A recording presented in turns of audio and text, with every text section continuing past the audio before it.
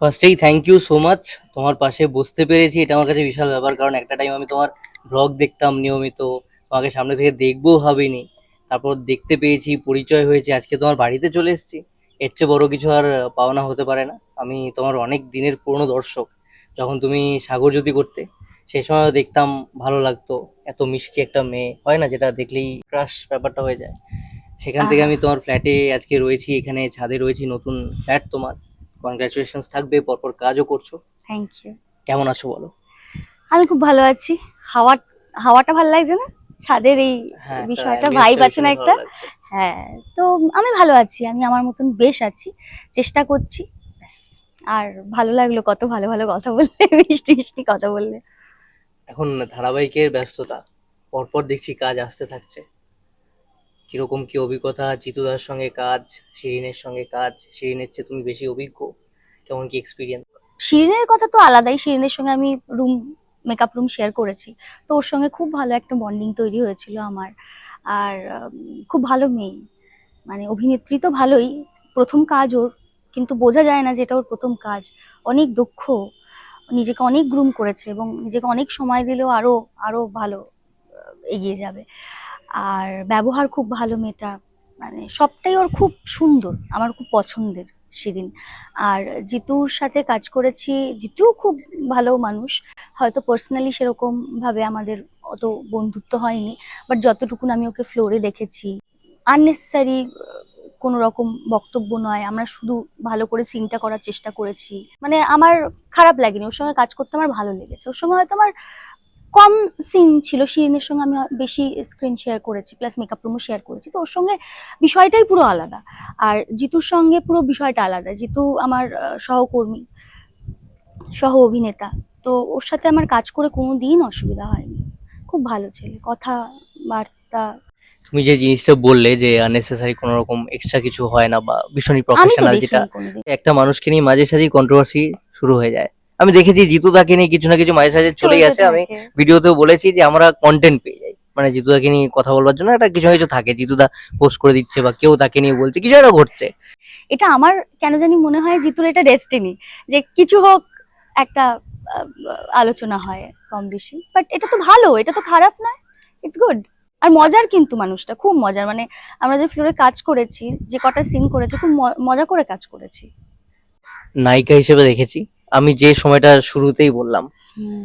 ওটা ওটা আমার শুরু ছিল না। না, ওটা মানে আমার আমি আমার যে মাঝ- সময় ভালো লাগতে শুরু, মানে আমি দর্শক আচ্ছা, হিসেবে তোমার যখন, যেই সময় হ্যাঁ, ভালো তো লাগতো। সেই সময়টায় আমি নায়িকা হিসেবে দেখেছি। তুমি দু তারপর হাজার কুড়িতে দেখেছো ওটা, আই হ্যাঁ, গেস 2020-তে কি 21-এ মনে হয় আমার আমি তোমাকে সাগর। দূর থেকেও দেখেছি ভারতলক্ষ্মী স্টুডিওতে। ওটা এই এই সাগরজ্যোতি করার সময়। হ্যাঁ, ওটা 2020 হবে, আই গেস, না হ্যাঁ, 20 দু হবে। হাজার কুড়ি একুশ ওই আমি টাইমটা। এসেছি 2015। 5 বছর পরে তুমি আমায় দেখেছো। হ্যাঁ। তো সেই নায়িকাকে দেখেছি, তারপরে আমি দেখছি খলনায়িকা। খলনায়িকা। তো এটা নিজের কিছু মনে হয় না যে না আমি নায়িকা করব কেন, মানে থাকে অনেকের, আমি দেখেছি, আমি অনেকের সঙ্গে কথা বলেও দেখেছি, তারা স্যাটিসফাইড হয় না। আবার কেউ কেউ বলে না, নেগেটিভ করে তো নেগেটিভ প্রচুর সেটস রয়েছে, ফাটিয়ে কাজ করতে পারছি। ধরো এই যে জার্নিটা, এত বছরের এই জার্নিটা থেকে অনেক কিছু শিখেছি। তখন ছোট ছিলাম, একরকম ভাবে ভাবতাম, এখন বড় হয়েছি আর এক রকম ভাবে ভাবি। কারণ লাইফের রিয়েলিটি দেখেছি, প্র্যাকটিক্যাল হয়েছে অনেক বেশি।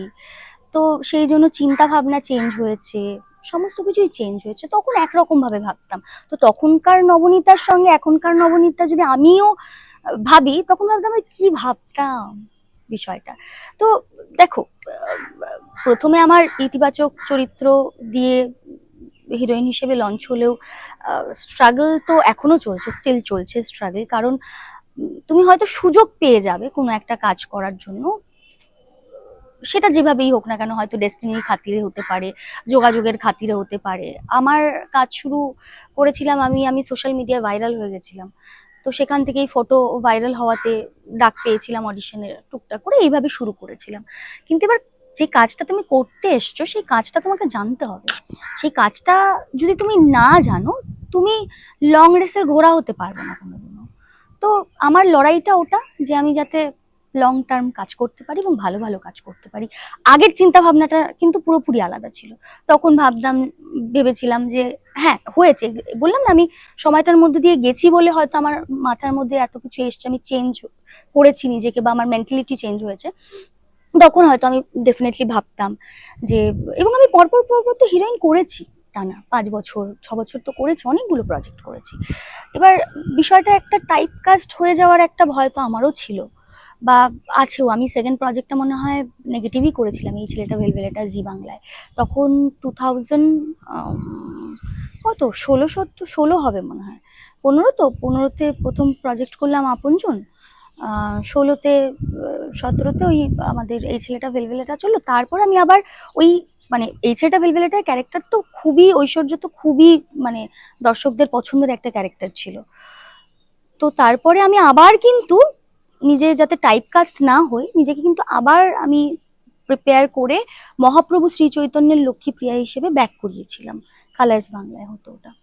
তো আমি ভেঙেছি, আমাকে যা যা ক্যারেক্টার দেওয়া হয়েছে, আমার ক্যারেক্টারের মানে আমি এতগুলো ক্যারেক্টার যে প্লে করেছি, কোনো ক্যারেক্টার একরকম নয়, বিভিন্ন রকম শেডে। সে নেগেটিভ হতে পারে, পজিটিভের মধ্যেও যে আমি করেছি তার মধ্যে ভীষণ ভ্যারিয়েশন রয়েছে। সো আমার এখন যেটা মনে হয় সেটা হচ্ছে যে শুধু নিজেকে গ্রুম করে যেতে হবে। হ্যাঁ, আমি হিরোইন হিসেবে আজকে তুমি আমার প্রজেক্ট হয়তো শুনেছো, কিন্তু কতজন আমাকে চিনেছে আমি জানি না, বাট আমি যখন নেগেটিভ করেছি, এই ছেলেটা ভেলভেলেটা ঐশ্বর্য করেছি, তখন আমাকে অনেক লোক চিনেছে। আমি যখন এই যে আজকে তুমি চিরদিনই তুমি যে আমার রোহিণীর কথা বলছো, আজকে আমি এটা করাতে আমাকে অনেক লোক আমাকে চিনেছে এবং অনেক লোক আমার অভিনয়ের প্রশংসা করেছে, আমার দর্শকেরা। তো ম্যাটার করে, মানে করেছি তো দুটোই, কিন্তু ভালোবাসা পাচ্ছি কোনটা থেকে, মানে সেটা তো। তো অনেক অভিনেতা অভিনেত্রী বলে যে নেগেটিভ করতে গিয়ে এরকম হয়েছে যে লোকে গালাগালি করছে। আমায় গালাগালি করে না গো, আমায় গালাগালি করে না। আমি যত কমেন্ট দেখি, সত্যি বলতে গেলে এটা হয়তো আমার ভগবান আর আমার দর্শকদের প্লাস আমার বাবা মার আশীর্বাদ হয়তো, যে আমায় গালাগালি করে না। আমি খুব ভালো করে আমার অভিনয় নিয়ে প্রশংসা আমি শুনেছি, আর আমায় খুব ভালোবাসা দেয়, খুব বলে মিষ্টি মেয়ে এরকম বলে, মিষ্টি মুখে খুন করে দিতে পারি। ওটাও হয়তো একটা কিছু হবে হয়তো একটা, বাট আমি যখন ছোট ছিলাম তখন তো শুনতাম, আমি এরকম একটা ক্যারেক্টার শুনেছিলাম, নেগেটিভ ক্যারেক্টার, তোমরাও শুনেছো, কারণ জিতে খুব পপুলার একটা সিরিয়াল ছিল রাশি তার নাম, সেখানে অপলা রায় বলে একজন ক্যারেক্টার, নেগেটিভ ক্যারেক্টার ছিল। তখন আমি শুনেছিলাম যে নেগেটিভ ক্যারেক্টার উনি এত ভালো করে ওটাকে ফুটিয়ে তুলেছিলেন, মানে উনি যেখানেই যেতেন জুতো ছোড়া থেকে শুরু করে এই সমস্ত একটা পরিস্থিতি তৈরি হয়ে যেত, আমি শুনেছিলাম।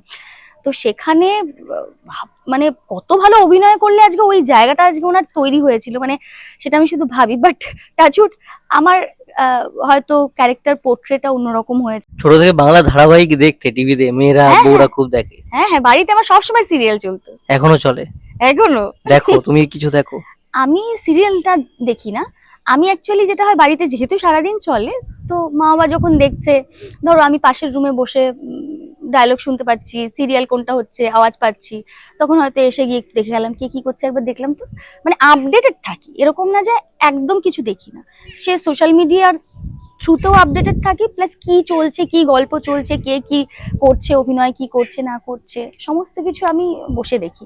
আর যদি ধরো কোনো কিছু মিস করে গেলাম, দেখতে পেলাম না, তখন একটু মায়ের কাছ থেকে জিজ্ঞেস করি। মায়ের কাছে তো সব খবর পাবে তুমি। কে তোমার কি ছাড়াও আর করছে, কি বাদ বাকিদের পেয়ে যাবো? মানে সিরিয়ালের হ্যাঁ। ক্ষেত্রে মানে কি কোথায় হচ্ছে না হচ্ছে, এ ওটা করছে ওটা করছে, ওগুলো মায়ের কাছে সব পেয়ে যাই আমি। শিরিনকে চিনতে? কারণ সেই সময় একটা বেশ এই হ্যাঁ ধারাবাহিকটা নিয়ে হ্যাঁ একটু চিন্তা, কন্ট্রোভার্সি ছিল। না ওইভাবে নতুন কেউ আসছে বা একজন ছিল, সে তার চলে যাওয়া সেই সময় একটা চর্চার কেন্দ্রবিন্দু এই ধারাবাহিকটা থেকেছে। এবং সেই সময় বলবো না, তোমাদের বোধহয় রিসেন্ট আমি দেখছিলাম 400 পর্ব পূর্ণ হয়েছে। হুম তো প্রথম থেকে আমি দেখে এসেছি যে কিছু না কিছু চলতে থাকে ধারাবাহিকটাকে নিয়ে। হুম। এখন তাও সেই ব্যাপারটা অনেকটা ঠিক আছে, স্টেবল। তো সেইভাবে কোনো কিছু আসতো এবং তারই পার্ট হয়ে গেলে পরে তুমি এইভাবে। তো আমি এত কিছু প্ল্যানিং করিনি, যখন প্ল্যানিং করেছিলাম তখন কিছু হয়নি, আর তারপর প্ল্যানিং করা ছেড়ে দিয়েছি। তারপরে যা হবে সেটাই, সেই মুহূর্তে দাঁড়িয়ে ডিসিশন নেব, যা মনে হবে, মন যা চায় আমি তাই করি। আর মনের স্যাটিসফ্যাকশনটা আমার সবার বড়। মানে আমার কাছে যখন এই ক্যারেক্টারটা এলো, দেখো আমি এসবিএফ এর সাথে অনেকগুলো কাজ করেছি, প্রচুর কাজ করেছি, এবং ওরা আমাকে অনেক ভালো ভালো ক্যারেক্টার প্লে করার সুযোগ দিয়েছে। এর আগেরটা আমি অনুরাগের ছোঁয়া, ওটাও একটা খুবই ভালো একটা প্রজেক্ট ছিল স্টারে।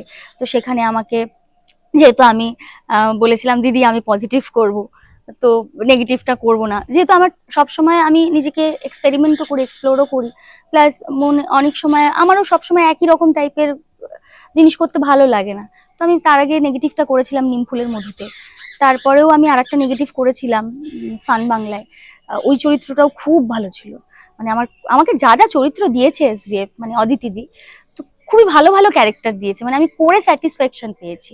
তো তারপরে যখন আমি বললাম যে এবার আমি একটু পজিটিভ করতে চাই, তারপর আমি অনুরাগের ছোঁয়াতে যখন দিব্যর অপোজিটে আর একটা পজিটিভ প্যারালালি একটা ভালো একটা ক্যারেক্টার পেলাম চারু, সেটাও কিন্তু অন্যরকম ছিল। তার মধ্যে একটা বলো মাতৃত্ব, একটা কেয়ার তার বাচ্চার প্রতি, বাট তার তো নিজের সন্তান নয়, কিন্তু আহ সে তাকে সন্তানের মতন একটা, যেরকম আমার ঘরে ধরো আমার বোন আছে, তো তার প্রতি একটা কেয়ারিং, তাকে পথ দেখানো, তাকে তার কি কিসে ভালো তাকে কেয়ার করা, এই সমস্ত এই পুরো বিষয়গুলো। তো আমি চেষ্টা করলাম যে ওই ক্যারেক্টারটার মধ্যে যতটা দেওয়া যায়। প্লাস আমার কপাল হয়তো খুব ভালো যে আমার যে মেয়ে হয়েছে দেবপ্রিয়া, অলি, আমি ওকে এখনো অলিই ডাকি। তো ও খুব সুইট, তো ওকে ভালোবাসতে আমার মানে এমনি ওর প্রতি ভালোবাসা, কেয়ারিং এমনি চলে এসছে। সো ওই সম্পর্কটা এখনো রয়ে গেছে অনুরাগের ছোঁয়ার পর। তো ওটা একটা ডিফারেন্ট একটা ক্যারেক্টার ছিল। তারপরে যখন দিদি আমাকে এই ক্যারেক্টারটার কথা বলল, তখন আহ, একটা ভালোভাবে একটা কামব্যাক করার তো ডেফিনেটলি জায়গা ছিল বা আছে। ক্যারেক্টারটা খুবই একটা অন্যরকম, লুক তো দেখেইছো, লুকটাই এত অন্যভাবে ক্রিয়েট করেছে, বলেছে যে নব তোকে ওই লুকে কোনোদিন কেউ দেখেনি, আমি তোকে এত সুন্দর করে সাজাবো, দুটো নাকের নথ দিয়ে একটা সাউথ ইন্ডিয়ান একটা লুক দিয়ে। তো আমি নিজেকেও ওই রকম লুকে কোনোদিন দেখবো ভাবিনি, কতটা ভারী কি, মানে একটা মানুষকে কতভাবে ভাঙা যায়, কত ক্যারেক্টারে বসানো যায়, সেটা হয়তো এই কাজ করতে করতে শিখতেও পাচ্ছি, দেখতেও পাচ্ছি। এবং ওনাদের তো যথেষ্ট এক্সপিরিয়েন্স রয়েছে, ওরা দেখে ওরা ডিসাইড করতে পারে হ্যাঁ ওকে ভালো লাগবে এই ক্যারেক্টারটা, চলো ওকে করি। তো এটার জন্য তো এসভিএফ এর কাছে সবসময় থ্যাংক ইউ। এসভিএফ, অদিতি দি, তো অদিতি দি আমার খুব কাছের মানুষ। তুমি অভিনেত্রী হিসেবেও পপুলার, তুমি অভিনেত্রী, ব্লগারও পপুলার, তুমি ইনফ্লুয়েন্সারও, তুমি সবকিছু। এবার কথা হচ্ছে তোমার শুরুটা কি, মানে অনেকে আছে এরকম যে আজকাল ইনস্টা থেকে অ্যাক্টিং ডান্সার, অ্যাক্ট্রেস হচ্ছে, তোমার ডান্স থেকে শুরুটা অ্যাক্টিং এ হয়, এভাবে হয়, তারপর আস্তে আস্তে সেখান থেকে ব্লগিং এ তুমি আসো পরে, ব্লগিংটা কিন্তু আমার, শখে বা ভালোবেসে, কিন্তু পপুলার তো হয়েছে হিউজ, মানে সেটা সচরাচর কেউ হতে পারে না, হ্যাঁ অনেকে কিন্তু ড্রিম ওটা যে সেটা ওইরকম হবো। কিন্তু এইরকম কিছু ভেবে হয়নি যে আমি ইনফ্লুয়েন্সার হব বা আমি ইউটিউবার হব বা ব্লগ ব্লগ বানিয়ে কিছু ইনকাম করব, এত কিছু ভেবে আমার জীবনে কোনো কিছু হয়নি। আমার ভালোবাসার কয়েকটা জিনিস আছে আমি তোমায় বলি।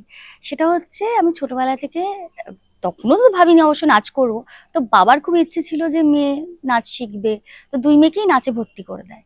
তো বুনু থেকেও আমি একটু বেশি ধরে নিই নাচটা হয়তো, তো ও মাঝপথে ক্রিকেট খেলা ধরে ফেলে, ক্রিকেট খেলতে শুরু করে, ওর ওগুলোই ভালো লাগে, ক্রিকেট খেলা, বাজনা বাজানোর, তারপর হচ্ছে খুব মানে ভালো সেন্স রয়েছে তাল সম্পর্কে, তারপর তবলা বাজানো, তো এগুলো খুব ভালো করতো। তো ও এই সাইডটাতে ফোকাস করে আর আমি এই সাইডে হাতের কাজ। তো আমার হাতের কাজ খুব ভালো, আমি ড্রয়িং করতে খুব ভালোবাসতাম, ক্রাফট বানাতে ভালোবাসতাম।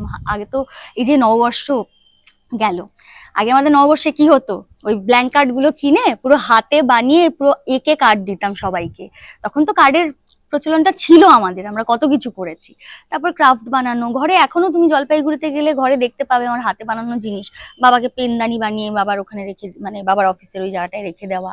তারপরে ঘরে ডোরবেল, মানে ডোরবেল বানানো, সমস্ত কিছু, মানে আমার যেটা ভালো লাগতো সেটা, কার্ড, রাখি বানাতাম, তো এগুলো করতাম। তারপরে তার মধ্যে তো নাচটা আমার ভালোবাসার জায়গায় ছিলই।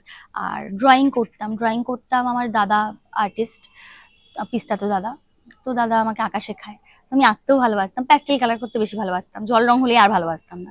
ঠিক আছে, ওটা তো খাটনি আছে, জল রংটা ছেদরে যেত, তো কোনোভাবে ম্যাচ করতে পারতাম না, তো প্যাস্টেল কালারটা ভালো লাগতো। তো আমি এইভাবেই এই জিনিসগুলোই করেছি ছোটবেলা থেকে, মানে এত কিছু ভাবিনি। হ্যাঁ, এইটা প্ল্যানিং এ ছিল না কোনোদিনও, মানে যে আমি চাকরি করব, হ্যাঁ এটা প্ল্যানিং এ ছিল না। তো লাইক গল্প পড়তে ভালোবাসতাম, বই পড়তে ভালোবাসতাম, ভূতের গল্প, ডিটেকটিভ গল্প, তো সেগুলো গিয়ে আজকে হয়তো আমার কাজে লেগে গেছে সেগুলো সবকিছুই। বাট তখন এত কিছু ভেবে করিনি, ভালো লাগতো করতাম। তারপরে সেখান থেকে নাচ করতে করতে ডান্স করতাম, বিভিন্ন রকম শোজ করতাম, স্টেজ শো করতাম, স্কুলের বিভিন্ন রকম প্রোগ্রামে আমি পার্টিসিপেট করতাম, সে খেলা হোক, সে নাচ হোক, সে শুধু গানটা পারতাম না, তাছাড়া সব কিছুতে মানে আমি আছি। আমি আমি তোমাকে এখনো বলছি, যদি আমার এই ইন্টারভিউজ যদি শোনে আমার স্কুলের টিচাররা, আমি আমি তারাও আমাকে এত ভালোবাসতো ছোটবেলা থেকে, স্কুলের সবাই, বাচ্চারা বলতে পারো, দিদিরা বলতে পারো, দিদিমণিরা বলতে পারো, তো আমি সব জায়গা থেকে তো শুধু ভালোবাসাই পেয়েছি। তো আমার কাছে আর কি চাই, আমার তো আলাদা করে আর কিছু চাওয়ার নেই, আমি শুধু ভালোবাসাই পেয়েছি। তো যা হয়েছে কেরিয়ারে অটোমেটিক হয়েছে, ভালোবাসা পেতে পেতে হয়েছে। আজকে যে আমি কলেজে গিয়েও যে বিরাট কিছু একটা নিজের জায়গার জন্য স্ট্রাগল করেছি, সেটাও কিন্তু নয়, সেটাও আমাকে এমনি এমনি দেওয়া হয়েছে, সবাই ভালোবেসে দিয়েছে, আমাকে সবাই খুব ভালোবাসে জলপাইগুড়ি। রিসেন্ট একটা পোস্ট আমি দেখলাম, কালকেই দেখলাম, এই যে আমি আগের যে মনে হয় ইন্টারভিউটা হয়েছিল সেটা নিয়ে হয়তো অনেকে অনেক কিছু লিখেছেন, বলেছেন, সুন্দর করে একটা, কমেন্ট সেকশন না দেখলে বুঝতে পারতাম না মানুষ আমাকে এতটা ভালোবাসে। হ্যাঁ মানে আমি, তুমি ওখানে প্রত্যেকটা কমেন্ট দেখবে জলপাইগুড়ির গর্ব, জলপাইগুড়ি জলপাইগুড়ি, ওরা না থাকলে আমি কি করতাম, আমি সেটাই ভাবছি। শুধু জলপাইগুড়ির ভালোবাসা তো ডেফিনেটলি নয়, পুরো অনেক মানুষের ভালোবাসা জলপাইগুড়ির তো আছেই, ওরা তো, দুর্গাপুর আছে। আমার জায়গা বলে হয়তো একটু বেশি ভালোবাসে হয়তো, বাট আদার্স জায়গা থেকেও প্রচুর ভালোবাসা পেয়েছি, বাংলাদেশ থেকে। তো যার কাছে এত ভালোবাসা আছে তার ভয় কি? কিন্তু যখন ছোট বয়স ছিল তখন এটা বুঝতাম না, এখন এটাই আমি বুঝি যে এটাই স্ট্রেংথ। তা তুমি ভাগ্যবান, তাহলে তুমি হ্যাঁ, ভাগ্যবতী। মানুষ জন্ম নিয়েছি মানে আমি ভাগ্যবতী। বিশ্বাস করো ভাগ্যে? হ্যাঁ, ভাগ্যে বিশ্বাস করি, ভগবানে বিশ্বাস করি, ভগবান ছাড়া কিছুই হয় না। ভগবান ভগবান সবকিছু তোমার জন্য রেডি করে রেখেছে, শুধু তোমাকে ওই পথে চলতে হবে, জাস্ট শুধু সৎ মনে তোমাকে ওই পথ দিয়ে হাঁটতে হবে, নিজের চাওয়া পাওয়া স্বপ্ন সমস্ত কিছু নিয়ে হাঁটতে হবে, সব দেখে দেবে। তোমার যদি তোমার তোমার কপালে বা তোমার জন্য যেটা লেখা আছে না, কে নবনীতার অরিজিনাল বলছিলাম, কোনো মাইকা লাল সেটা কেড়ে নিতে পারবে না। তো যেটা তোমার জন্য লেখা আছে না, কেউ তোমার থেকে কেড়ে নিতে পারবে না, সেটা তোমার কাছে আসবেই, শুধু তোমাকে সেই পথে ভালোভাবে ফোকাস হয়ে সৎভাবে চলতে হবে, খাটতে হবে, দ্যাটস ইট। তুমি কি ছোট থেকে একটু গুন্ডা গুন্ডা ছিলে স্কুল না না লাইফে না, বা কলেজ লাইফে? একদম নই, গুন্ডাটা আমি রিসেন্টলি হয়েছে। দিদি দিদি এই জুনিয়র থেকে ডাকা কলেজে, জুনিয়র ছেলে যাচ্ছে এদিকে আয়। কি হয়েছে এমন কিছু? শুনবে কিছু এক্সপিরিয়েন্স? হ্যাঁ, শুনবে? অবশ্যই শুনবো। আমি খুব একটা মিষ্টি, মানে যেটা আমার ডেফিনিশন ছিল, যদি আমি সুন্দরী। ছোটবেলার নবকে দেখি তো সেই হিসেবে বলছি, মিষ্টি, খুব মিষ্টি একটা মেয়ে, যে খুব হাসে, চঞ্চল, সব কিছুতে অ্যাক্টিভ, এরকম একটা মেয়ে। আমার ছোটবেলায় স্কুলে নাম ছিল, আমার দিদিমণি আমায় নাম দিয়েছিল খরগোশ। সারাদিন আমি করে দৌড়াদৌড়ি করে বেড়াতাম, ঠিক আছে, এরকম আর কি। তারপরে যখন কলেজে উঠলাম, সেখানে সব বন্ধুদের প্রিয়, সব বান্ধবীদের প্রিয়, সব দাদাদের প্রিয়, দিদিদের প্রিয়। তো সেখানে সিটি বাস, মানে আমাদের ওখানে সিটি বাস তখন চলছিল, যে আমরা ওই পুরো রাস্তাটা ওই সিটি বাস করে ঘুরে ঘুরে যেতাম, ঠিক আছে, 5 টাকা ভাড়া নিত, সবাই মিলে একসঙ্গে কলেজ যেতাম তখন। তো ওই সিটি বাসের যে ড্রাইভার, সে পর্যন্ত আমার জন্য দাঁড়িয়ে থাকতো। তো ওই যে ওই যে ওই যে যে মেয়েটা আসছে, ওই সাদা করে ফর্সা করে মেয়েটা, ওই যে দৌড়চ্ছে দৌড়চ্ছে, মানে সেও পর্যন্তই, মানে মানে আমার একটা লাইন হয়ে গেছিল, ওই যে ওই মেয়েটা। এটা কি কলেজ লাইফে? এটা কলেজ কলেজ লাইফে মানে আমার, তাহলে আমার মনে হয় যে ড্রাইভার দাঁড়ারও ভালো লাগতো, ওই আমার মতোই হয়তো ভালো সবাই আমাকে খুব ভালোবাসে, হ্যাঁ ভালোবাসতো, আর ভালোও লেগে যেত আর কি দেখে, যে একটা এরকম গ্ল্যামারাস মেয়ে যাচ্ছে। তখন আর থোড়াই, না না তখন তো অবশ্যই। ছোট পুচকি একটা মেয়ে ছিলাম। আমি যখন এখানে এসেছি সবাই আমাকে জিজ্ঞেস করতো তুমি কোন ক্লাসে পড়ো, কোন ক্লাসে পড়ো, তখন অলরেডি আমার গ্র্যাজুয়েশন কমপ্লিট। তো ছোটখাটোই দেখতে আমি ছিলাম, তো লোকজন ভুল ভাবে, ভুল এসে করে। যেমন আমি কলেজের একটা এক্সপিরিয়েন্স বলি, এবার আমি কোনোদিনও ওই র্যাক ঠ্যাক তো ওগুলো তো আমার দ্বারা তো হয় না, বা র্যাক তো আমি সাপোর্টই করি না, কিন্তু তারপরেও হয় না একটু ডেকে, একটু জুনিয়রদের ডেকে এই শোন এই সে।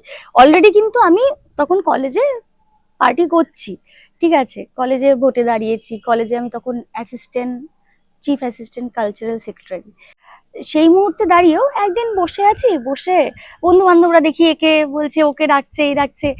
আমি যখন কলেজে ঢুকেছি তখনও দেখছি, মানে আমি তো এরকম চুপচাপ, দাদারা আমাকে ডাকছে, ডেকে আমার সঙ্গে কথা বললো।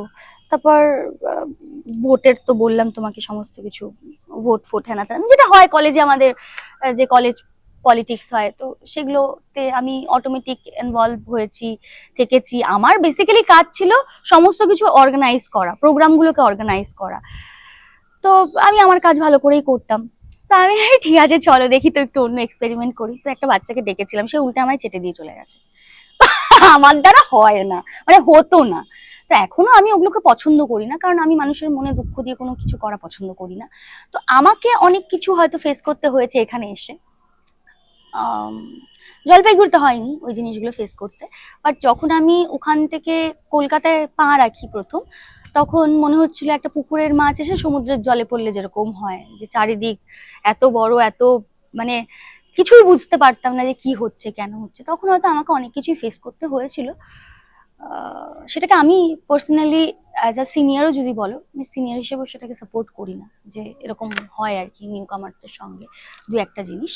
তো কারণ সেটা কিছু কিছু সময় না মানুষকে ট্রমা দিয়ে দেয়, কষ্ট দেয়, কাঁদায়, কিন্তু সেটা হয়তো তুমি সবাইকে বলতে পারবে না, বোঝাতে পারবে না। এবার অনেক সময় সেখান থেকে ওভারকাম করতে অনেকটা সময় লাগে, অনেকে টাক করে ওভারকাম করে যায়, অনেকে পারেই না।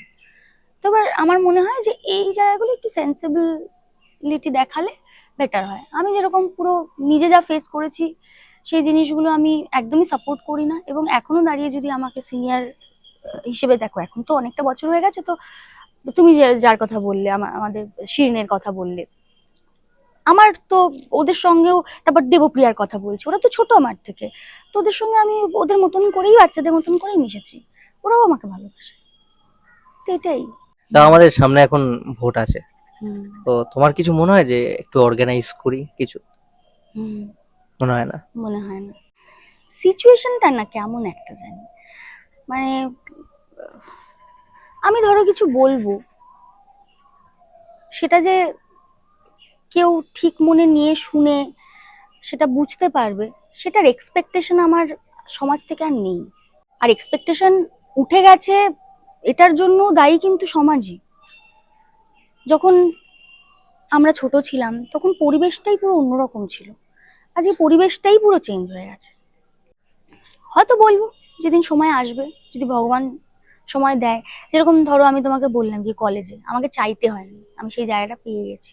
যখন পেয়েছি তখন ঠিক করে সেই কাজটা করার চেষ্টা করেছি, যেটা আমাকে দেওয়া হয়েছিল দায়িত্ব। তো এখনো ঠিক তাই, যদি কোনোদিনও সেই জায়গাটা কোনোদিনও পাই, বলার জায়গাটা পাই, ডেফিনেটলি বলবো। যে কোনো একটা কাজ যখন তুমি করবে না, সেটা তো সবটাই তো কাজ, পলিটিক্সটাও তো একটা মানুষের, জনগণের সেবার জন্যই তো মানুষ পলিটিক্সে। আমি জানি না, মানে আমি যতদূর জানতাম জনগণের সেবার জন্যই পলিটিক্স সে ঢুকে একটা কিছু একটা গ্রোথ করার জন্যই তো এগোনো পুরো বিষয়টা। তো সেক্ষেত্রে যদি সেই সুযোগটা আমায় দেওয়া হয়, তখন আমি ডেফিনেটলি ভাববো যে কোথা থেকে আসছে, কি করতে বলছে, সেটা আগে জানবো, স্টাডি করব, বুঝবো যে আমি পারবো কিনা করতে, আমি কেপেবল কিনা এই জায়গাটার জন্য। সমস্ত কিছু বুঝে দেন আমি ডিসাইড করব। এখন তো আমার মাথার মধ্যে শুধু অ্যাক্টিং শুটিং আর ফ্যামিলি ছাড়া তো আর কিছু নেই। দর্শক আমরা বলছে যে খালি যখন রাজনীতি করলে রাজনীতিটাই করো, অ্যাক্টিং করলে অ্যাক্টিংটা করো, দুটো কি করে সামলাবে? কারণ অভিনেতা অভিনেত্রী এটা যথেষ্ট ব্যস্ত। দেখো, এটা বিষয়টা হচ্ছে এই কাজের একটা প্রেশার থাকে বলে হয়তো দু জায়গায় সময় দেওয়াটা সম্ভব হয়ে ওঠে না প্রপার ওয়েতে। তো এইটা একদম সত্যি কথা, যে এই আমরা যে প্রফেশনটাতে আছি সেটা তো যথেষ্ট ব্যস্ততার প্রফেশন, সেটা একটা পুরো অন্যরকম একটা জায়গা। তো এবার আমি যদি আরো একটা কাজ নিজের ঘাড়ে নিই, তখন তো আমার সময়টা ভাগ হয়ে যাচ্ছে না। তো আমাকে বুঝতে হবে যে আমি পারবো কিনা। কিন্তু আমি যদি দুটোই প্যারালালি করি, আমাকে এটাও মাথায় রাখতে হবে যে এটাও কিন্তু আমার কাজ, এটাও কিন্তু আমার কাজ। আমি যদি দুটোই 200% দিয়ে করতে পারি তবেই আমি করবো, নয়তো আমি করবো না। বুঝতে হবে মানুষের নিজের সুবিধা করে, মানুষের অসুবিধা করে আমি কোনো কিছু করবো না, যেটার জন্য যেটা আর কি। আমার সঙ্গে তোমার যখন প্রথমবার দেখা হলো, হুম। আহ, সামনাসামনি দেখা, এই গলির সামনে প্রথম তোমায় আমি দেখি। সেটা হচ্ছে নারী চরিত্র বেজায় জটিল সিনেমাটার জন্য আমরা প্রমোশনে যাচ্ছিলাম। তো রাইট। সেই সময় তোমাকে আমি দেখলাম, তুমি আসলে খুব একটা মেকআপ নেই, এখনো খুব একটা মেকআপ নেই, আমি সামনে খুব একটা দেখছি। মেকআপ মানে, মানে মেকআপই নেই, খুব একটা মেকআপ মেকআপ করেনি, মানে, মেকআপ হ্যাঁ, সেদিন আমি কেউ শুধু ছিল না। একটা জিনিস পছন্দ করি, আমি সত্যি বলছি, আমি একটু টিন্ট লাগাতে পছন্দ করি। হ্যাঁ, মানে ওইটার গালগুলো জন্য একটু, একটু বলেছিলাম। হ্যাঁ গালগুলো একটু লাল লাল লাগে। ওটা মেকআপের মধ্যে, মেকআপ তো দেখতে পাও ভিডিও, কত মেকআপ হয়। তো ইটস নট ওইটার মেকআপ, জন্য একটু ইটস ভালো বলেছিলাম। লাগা। হ্যাঁ। লাভ, ইটস লাভ, টিন্ট লাভ। তো এইটা এর চেয়েও আমি কম মেকআপ মানে যেটা আছে যেটুকু সেটাও ছিল না, সেদিনকে দেখি খুব সুন্দর দেখতে, ফর্সা একদম টুকটুক করছে, সামনে আরো বেশি মানে আপনারা যা দেখেন মানে স্ক্রিনের চেয়েও সুন্দর সামনে। তো কি রুটিনে থাকো একটুখানি যদি বলে দাও দর্শকদেরকে, সিরিয়ালের মেয়ে যারা দর্শকরা তারা সেটা তাহলে ফলো করতে পারবে, বেশিরভাগ তো মেয়েই। স্কিন কেয়ার বলতে চাইছো? হ্যাঁ, আলাদা করে তো কিছু করি না, যেটুকুন সবাই সাধারণ শুধু মানুষ। স্কিন কেয়ার নয়, মানে যদি তোমার একটুখানি রুটিনটাই বলো, মানে কিভাবে চলা লাইফস্টাইলটা। আমার রুটিনটা শুনে যদি কেউ অভিনেত্রী হব ভেবে থাকে তাহলে খুব চাপ আছে, হবে না। তো রুটিনটা না শেয়ার করাই ভালো, বাট আমার মনে হয় যে কাজের ডেডিকেশনটাই মেন। আর হ্যাঁ, একটু তো রুটিনের মধ্যে থাকা উচিত, যেটা আমি খুবই বাজে আর কি। অনেক রাত্রি পর্যন্ত জাগা হয়, অনেক রাত্রি পর্যন্ত জাগি। তারপর এত সুন্দর। এটা টাচুর জেনেটিক। ভগবান একদম, ভগবান ছাদে এসে দাঁড়িয়ে আছে তোমার সাথে, সব দিক থেকে মানুষ ছোট থেকে ভালোবাসছে, রাত জেগেও রূপ থাকছে, ভগবান একদম সহায়। ঠাকুরদা, এটা হচ্ছে অ্যাকচুয়ালি না ভালোবাসা ভাই, ঠিকই বলেছো, ভালোবাসা না থাকলে এগুলো হয় নাকি? আমি রাত জাগি, একটু বেলা করে ঘুম থেকে উঠি, তারপর খাওয়া দাওয়ার টাইম টাইম ঠিকঠাক থাকে না। তো মা বাবা না থাকলে তো আরো এই জিনিসগুলো বেশি বেশি করে হয়। আর আমার একটা জিনিসে আমার সব রুটিন ঠিক থাকে, যদি আমার, যখন আমি কন্টিনিউ মেগা সিরিয়াল করি তখন আমি টাইমে উঠি, টাইমে খাই, ব্রেকফাস্ট করি, টাইমে দুপুরবেলা লাঞ্চ করি, টাইমে বিকেলবেলা, সন্ধ্যেবেলা, রাত্রিবেলা, একদম টাইম টু টাইম চলে। কিন্তু তখন আমার ঘুমটা একটু কম হয়, মানে আমার একটু এই রাত জাগার অভ্যেসটা মোটামুটি যখন আমি 11-এ পড়ি তখন থেকেই হয়েছে। তারপর আস্তে আস্তে রাতের ব্যাপারটাই আমার ওরকম হয়ে গেছে আর কি, কিছু করার নেই। আমার তো কোনো সময় মানে দিদি বলতেই পারবো না, মানে এটা উচ্চারণই করতে পারবো না, কিন্তু আমাকে বলছিল যে দিদি বলো। তো আমি ভাবলাম যে আমার চেয়ে ছোট দেখে, তারপরে শুনলাম যে আমার চেয়ে বোধহয় বড়ই। যাই হোক, এটা এটা পুরোপুরি জেনেটিক। আর একটা আমি বলবো যে একটা জিনিস আমি যেটা করি, আমি খুব খুশি থাকার চেষ্টা করি, খুব হাসি, বা আমার সাথে থাকার চেষ্টা করি। আর লাইফটাকে না খুব ফ্রিলি বাঁচার চেষ্টা করি। যখনই ধরো কোনো আবদ্ধতা আসে আমার জীবনে, আমার নিজের প্রচন্ড শ্বাস নিতে কষ্ট হয়, আমি কি করব? তো আমি অত দেখিয়ে বাঁচতে পারি না। আমার যেটা ভালো লাগে, যেটা ইচ্ছে করে আমি সেটা করি, আমার যেটা মন চায় আমি সেটা করি, দ্যাটস ইট। আমার মানে ভালো থাকাটা খুব ইম্পর্টেন্ট, যেটা তোমার সব সময় বাইরে থেকে দেখবে শো করবে, গ্লো শো করবে। তুমি যদি ভেতর থেকে ভালো থাকো না, তাহলে বাইরে থেকে সেটা ডেফিনেটলি শো করে। আচ্ছা ধরো তুমি তো খেতেও খুব ভালোবাসো, হ্যাঁ, দেখেই বোঝা যায়, বা আমার অভিজ্ঞতা আছে, আমাকে খাইয়েছে যখন যাচ্ছিলাম, অনেক কিছু কিনে খাইয়েওছে। খাইয়েছিলাম। হ্যাঁ, ও হ্যাঁ হ্যাঁ, খেতে আমি ভালোবাসি। হ্যাঁ, মনে পড়েছে, মনে পড়ে গেছে, সব মনে পড়ে গেছে। আমার একটুখানি ভুলে যাওয়ার অভ্যেস আছে। তো হ্যাঁ, আমি খেতে ভালোবাসি। কিন্তু বিষয়টা হচ্ছে, আগে আমি কি বলবো, আগে যখন খেতাম, আগে হচ্ছে গায়ে লাগতো না অত, তখন এরম রোগা ছিলাম, ঠিক আছে। এখন খাই, এখন ফুলে যায়। এটাই একটা খারাপ হয়েছে, এটা বয়সের দোষ, কিছু করার নেই। না না, কোথায় বয়সের দোষ, আমার তো তোমার তো মনেই হচ্ছে না মনেই হচ্ছে যে আমার না, বয়স আছে। কারোরই মনে হয় না, আমি শিওর সেটা। তো লোকজন জিজ্ঞেস করবে কিন্তু। হ্যাঁ, জিজ্ঞেস করো, আমি দিদিও বলতে পারবো না, আর আমি মানে ভাবতেও পারবো না, কেউ ভাবতে চাইবে না, কোনো ছেলে ভাবতে চাইবে না, কে দিদি বলতে চাইবে। এরকমই থাকো, আমি তো চাই আরো আরো 50 বছর এরকম থাকো, মানে আমিও চাই একদম young। সবাই আমাকে নবনীতা মালাকার হিসেবেই চিনুক, দিদি না বলে। হ্যাঁ, একদমই তাই। সবার হিরোইন মনে মনে সবাই হিরোইন ভাবো, নিজের হিরোইন ভাবো, সবাই প্রতিটা ছেলের ক্রাশ হয়ে থাকো। Thank you, thank you, thank you so much. খাওয়ার প্রশ্ন করলাম, বলো বলো। ধরো তুমি কোথাও খেতে গেছো কোনো রেস্টুরেন্টে, হ্যাঁ। ঠিক আছে, এবার সেখানে গিয়ে তুমি মানে খাবার চিনতে পারবে, মানে কি খাচ্ছ সেটা বুঝতে পারবে, না বুঝতে পারবে না? না, আমি যখন খেতে খেতে আমি যখন খাবার খাই, আমার ধরো খেতে ইচ্ছে করে, আমার খিদে মানে পাচ্ছে। ধরো মাটনের বদলে যদি কেউ বিফ দিয়ে দেয়, তুমি বুঝতে পারবে না, বুঝতে পারবে না, মানে খাওয়া তো আমরা তো অনেকদিন ছোট থেকেই সব খাচ্ছি না, এগুলো মাটন খাচ্ছি, চিকেন খাচ্ছি, মাছ খাচ্ছি, তুমি বুঝতে পারবে না, বুঝতে পারবে না। দেখো, প্রত্যেকটা জিনিসের টেস্ট আলাদা, আমার মনে হয় বোঝার তো কথা। তো এবার বিষয়টা হচ্ছে যে কমপ্লিকেটেড প্রশ্ন করছে। না, আমি জাস্ট জিজ্ঞেস করলাম, ক্যাজুয়াল একটা কোয়েশ্চেন, হ্যাঁ, যে আমরা খেতে মানুষের, গিয়ে কি বুঝতে পারবো না, পারবো আমাদের না। জিভে না স্বাদ করক আছে। আমাদের স্বাদ করক গুলো থাকে, বিকজ আমরা স্বাদগুলো বুঝতে পারি। নুনের স্বাদ থাকে, চিনির স্বাদ থাকে, মাটন একটা থাকে, চিকেন একটা থাকে, মাছ থাকে, পনির থাকে, বিভিন্ন রকম টেস্টের খাবার আমরা খাই। তো আমার মনে হয় বোঝার কথা। তোমার সাথে যদি এরকম কিছু হয় কোনোদিন, যেদিনকে হয়তো কিছু একটা তুমি চাইলে, কিছু একটা অর্ডার করলে, কিন্তু তোমার কাছে অন্য কিছু এলো, এমনটা হতেই পারে, আমাদের সকলের সাথেই হতে পারে, তুমি সেটা কি ভ্লগ করে রিপ্লাই দেবে? সেটার কি প্রতিক্রিয়া তোমার থেকে হবে? Definitely not. কারণ যদি দেখো এই জিনিসগুলো হতেই পারে, ভুল হতেই পারে, মানুষ মাত্রেই ভুল হয়। তো যদি কিছু হয় সেটা হয়তো খারাপ, ডেফিনেটলি একটা অর্ডার করেছি আর একটা যদি কিছু খেয়ে ফেলি, খারাপ তো লাগতেই পারে। তো আমি যেটা করব সেটা হচ্ছে যে ওখানে আমি মিটমাট করে নেবো পুরো বিষয়টা। ব্লগ কেন করবো? কারণ কিছু সেন্সিটিভ জিনিস থাকে যেগুলো, সব কিছু তো ব্লগ হয় না, সব কিছু তো লোককে দেখানোর হয় না।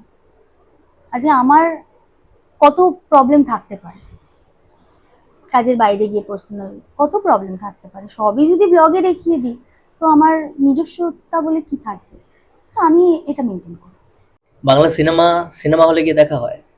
বাংলা সিনেমা সিনেমা হলে আমি বাংলা সিনেমা দেখতাম, প্রচুর সিনেমা দেখতাম যখন আমরা school 11-12, first year, second year, third year, প্রচুর না বলে পালিয়ে পালিয়ে সিনেমা দেখেছি। জিদ্দার, দেবের, চ্যালেঞ্জ, চ্যালেঞ্জ দেখে তো প্রেমে পড়লাম। তারপরে জিদ্দার জোশ, তো প্রচুর সিনেমা দেখতাম। সেই সময় তো সিনেমার প্রতি ভালো লাগা, ভালোবাসা, এবং সেই সিনেমাগুলো না আমাদের সাধারণ মানুষের জন্যই ছিল বোধহয় সেই সিনেমাগুলো। আর আগে তো তোমার হলও তো অনেক, মানে সিঙ্গেল সিঙ্গেল স্ক্রিন। স্ক্রিন প্রচুর ছিল। এখন তো সিঙ্গেল স্ক্রিন প্রায় অনেকগুলোই বন্ধ, মানে বেশিরভাগই বন্ধ হয়ে গেছে। তো হ্যাঁ, আগে দেখতাম, এখন দেখি না বলবো না, ভালো কিছু সিনেমা যদি আসে তখন ডেফিনেটলি দেখি। বাংলা, কিন্তু বাংলা দেখো তো। বাংলাই বলছি, কারণ গয়নার বাক্স আমি দেখতে গেছিলাম। এখন আমি দেখেছি, এটা আমি ম্যাক্সিমাম শিল্পীকে প্রশ্ন করি। নারী চরিত্র বেজায় জটিল দেখলাম তো হলে গিয়ে। তুমি ওটা তো দেখোনি? ওটা তো তুমি নিজে ছিলে। সো হোয়াট, আমরা নিজে আমরা ছিলাম তো বলে কি দেখবে, দেখতে আমরা গেছি? সবাই নিজেদের নিজে ছিলাম বলে তো নিজের দেখতে ছবি। যাইনি, একটা ভালো বাংলা সিনেমা এসেছিল বলে দেখতে গেছিলাম। ভালো করেছো, এর পরের গুলোও দেখবে, আমি চাই, এটা আমার অনুরোধ। আমি শুধু সিনেমা যে হলে গিয়ে দেখি তা কিন্তু নয়।